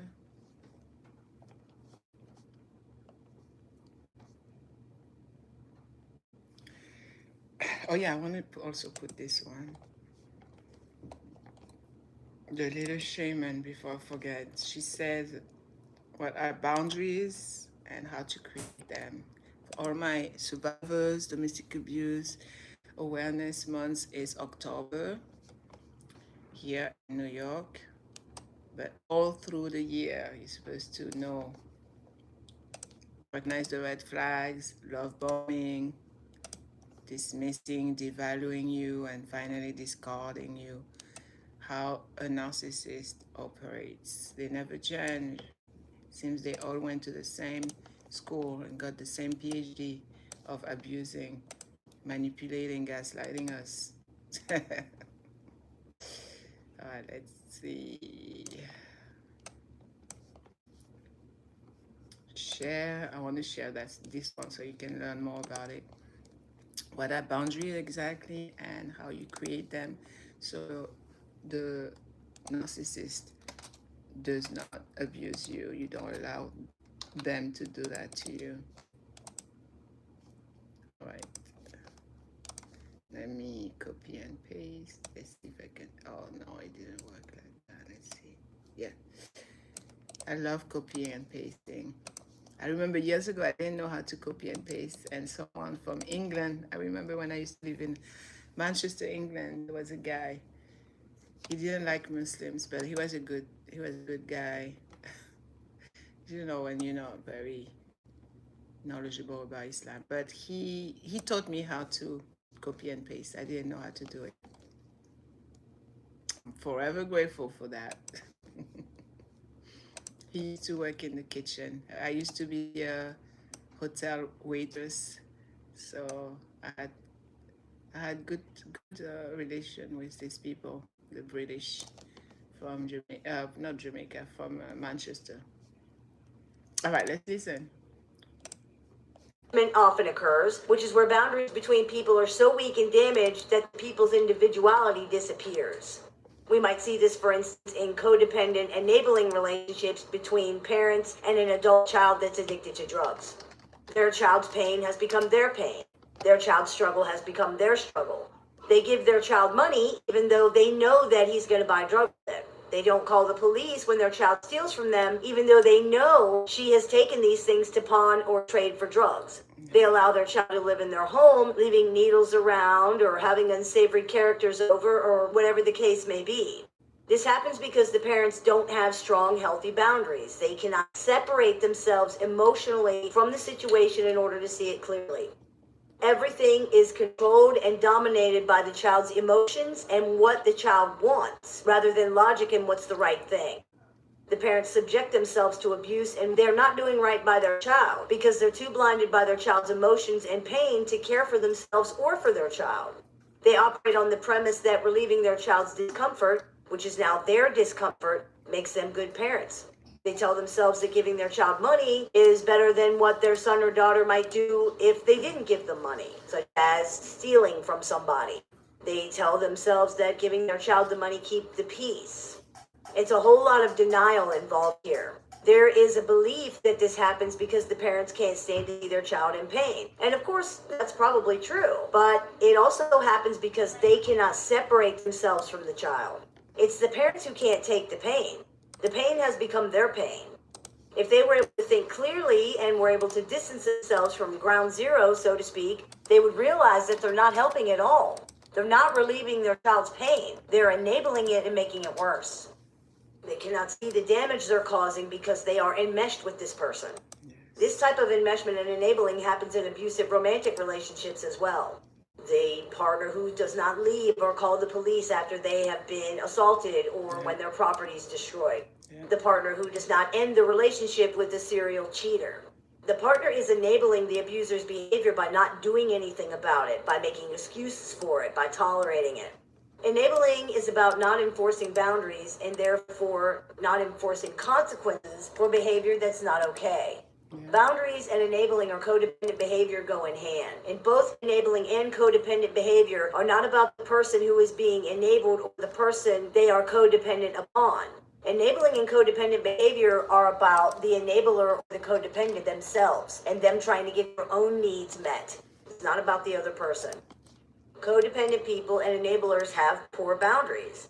Boundaries are about saying, I love myself and I will not allow myself to be treated this way by anyone. Boundaries centered around stopping enabling behaviors are about saying, I love myself and I also love you, which is why I will not be part of this wrong thing that you're doing. I will not help you hurt yourself or others.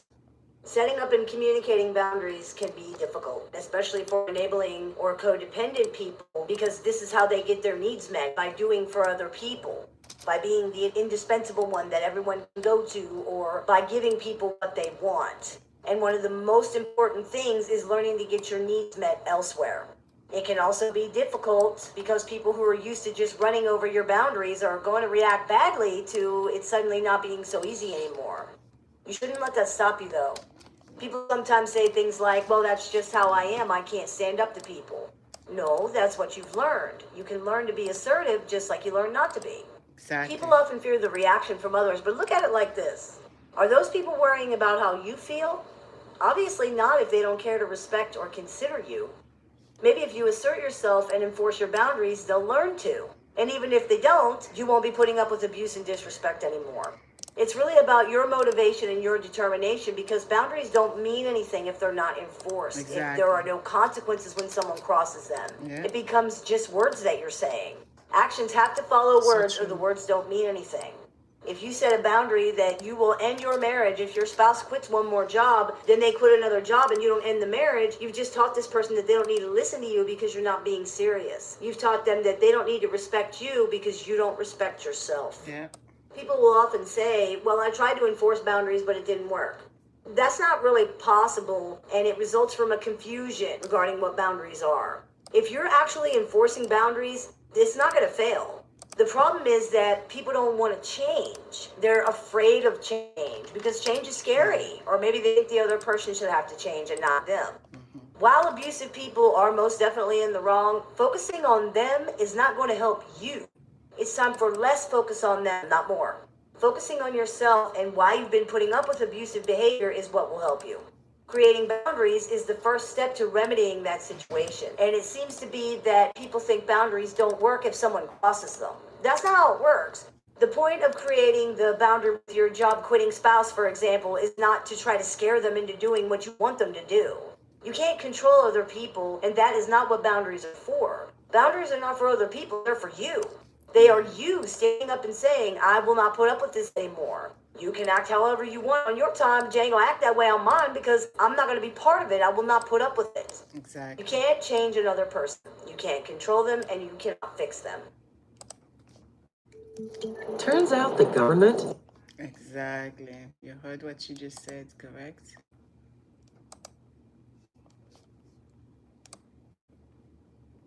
I'll leave the link of her channel in my description. When you finish watching this live stream, you can go to the description and look. Let's talk about gaslighting. So you learn exactly what gaslighting is.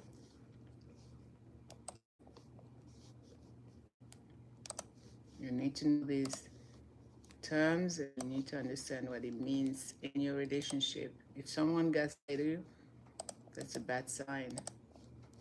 That's a bad sign. I'm trying to update it so it's right there now. But if it's not, it will be there as soon as this live stream is over. I want to do something else. Let's see.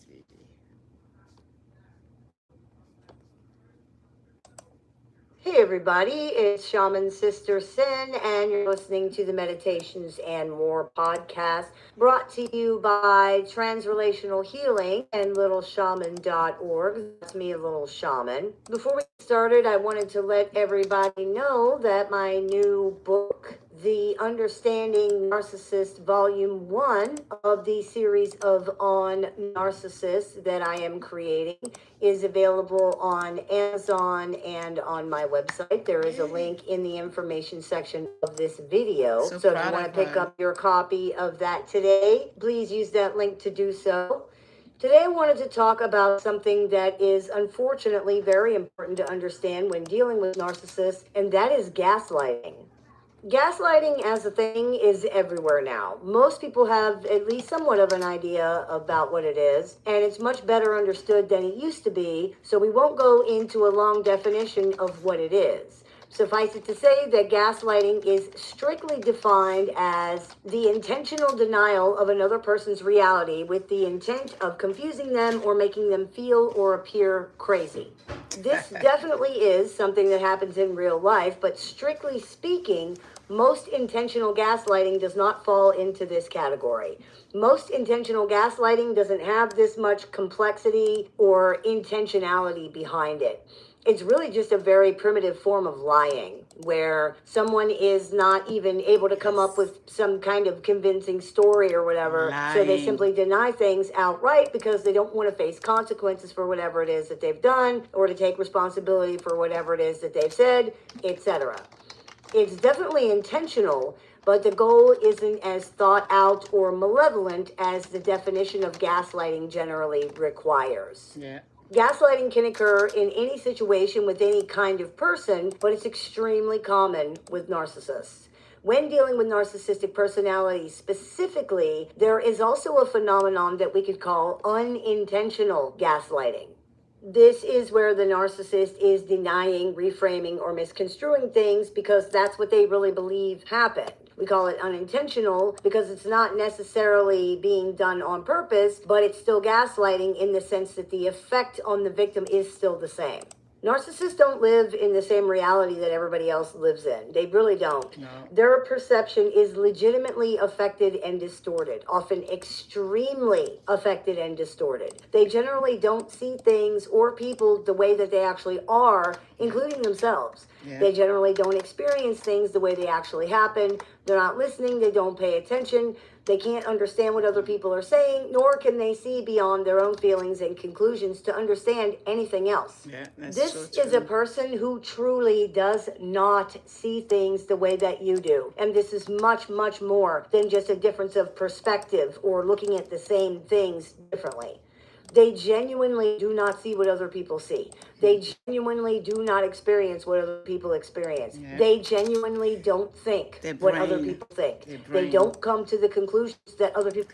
Their brain seems to be completely differently developed, not fully developed, actually, the way you would think for a normal thinking person. People come to. Because of this, gaslighting from narcissists is different. It's a lot more than just intentional lying and denying. It is a completely immersive experience where someone is consistently and relentlessly inundated with information that does not match their lived experience. This is not just someone lying and denying or making up things that drive you crazy. As horrible as that is, and as much as that may actually be going on at the same time too, when you're dealing with a pathologically narcissistic personality, you're dealing with someone who is not having the same lived experience that you are having, even when you're both existing in the same place together. This means there is never a break from the effects of gaslighting because this person genuinely believes things are happening differently than you do and is asserting this different reality into the situation nonstop. It is not something that only happens sometimes. It's not something that even has an angle or a motive behind it all the time. It just is. And it never stops because it is their actual lived experience as they're perceiving it. The damage and confusion that this ever-present assault on reality can inflict on people really cannot be overstated. It probably can't even be adequately explained in a way that people who have not experienced it can really understand. The effects of this constant conflict with someone's lived experience with their reality can be devastating, especially for children. Yes. It can leave people completely confused and unsure about what is actually happening. Even strong people who are very grounded in reality can be affected eventually. It's extremely damaging to have someone continuously and consistently reframing, rewriting, and reimagining every single thing that happens in life, particularly when it's all being reframed, reimagined, and rewritten into the narrative that they are the bad guy or the idiot or the abuser or whatever the negative thing is. This is something that differentiates narcissistic abuse from other kinds of abuse. It differentiates narcissistic gaslighting from other people. Narcissistic abuse isn't just whatever kind of abuse that happens to be perpetuated by a narcissist. Narcissistic abuse refers to the type of abuse being perpetuated, not who it's being perpetuated by. And it means that the victim's ego, their literal sense of self, is being attacked and abused.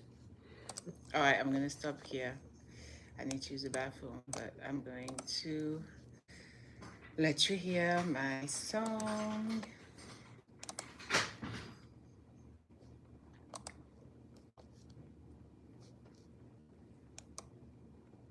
It's about 3 minutes, if I remember.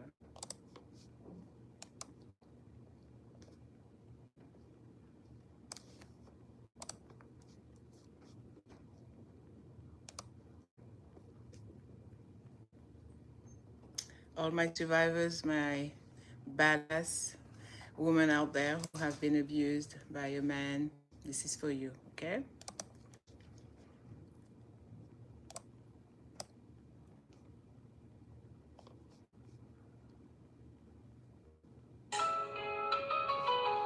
This one for the ones who survived the storm and learned how to shine in the rain. Yes, I want you to continue shining your light bright. Let me change one thing and then I go to the bathroom. Enjoy. Yeah.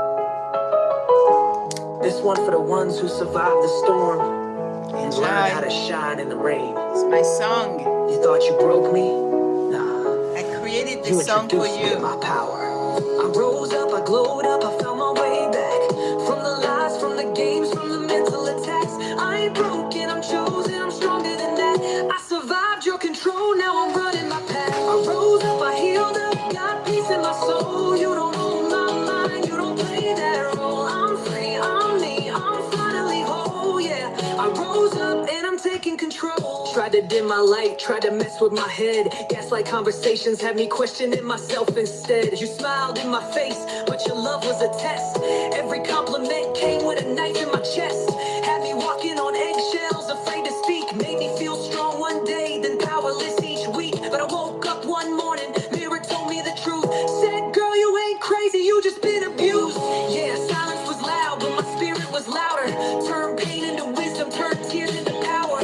You fed off control, I fed my self-worth. Now I'm standing tall, knowing exactly my worth. I stopped explaining myself to the ones who refused to hear. Stopped shrinking my dreams just to keep you near.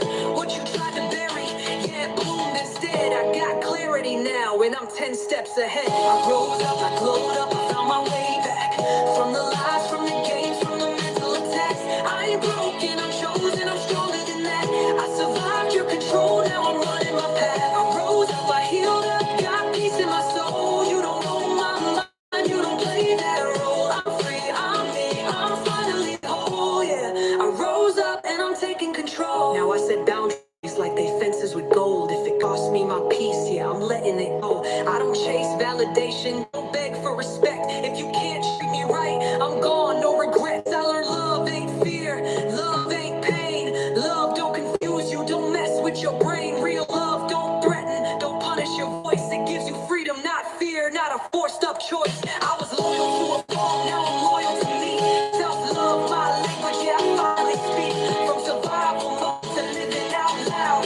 I'm just alive, I'm thriving now. To every woman who doubted her sanity, you weren't weak, you were surviving reality. They tried to rewrite you, control your design, but your intuition knew the truth the whole time. I rose up, I glowed up, I'm back in my skin. Every scar tells a story, yeah, I still win. I ain't scared of my past, it made me this strong. Turn my pain to a purpose, now I'm singing this song. I rose up, I healed up, got joy in my breath. I chose peace over chaos, chose life over stress. I'm free, I'm me, I passed every test. Yeah, I rose up, I'm my own success.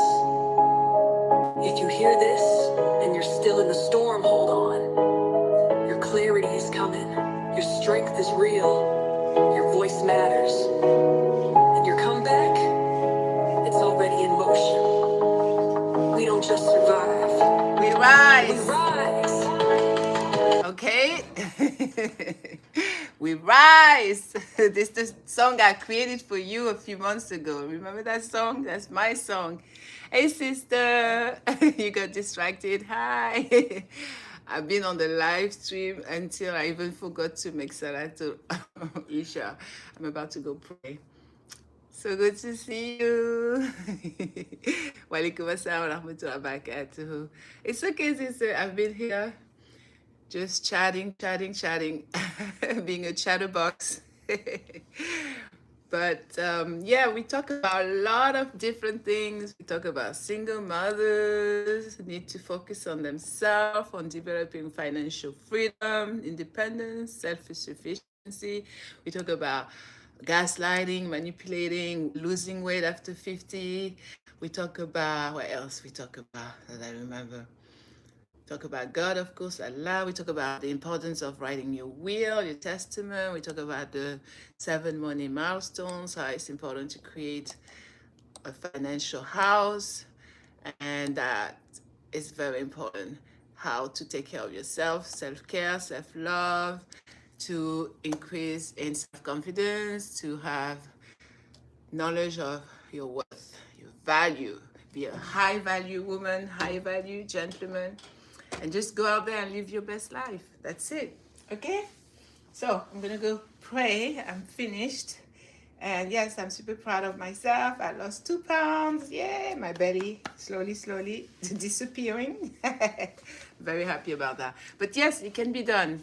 Just drink that magic drink that I told you about. Baking soda, ginger, and lemon.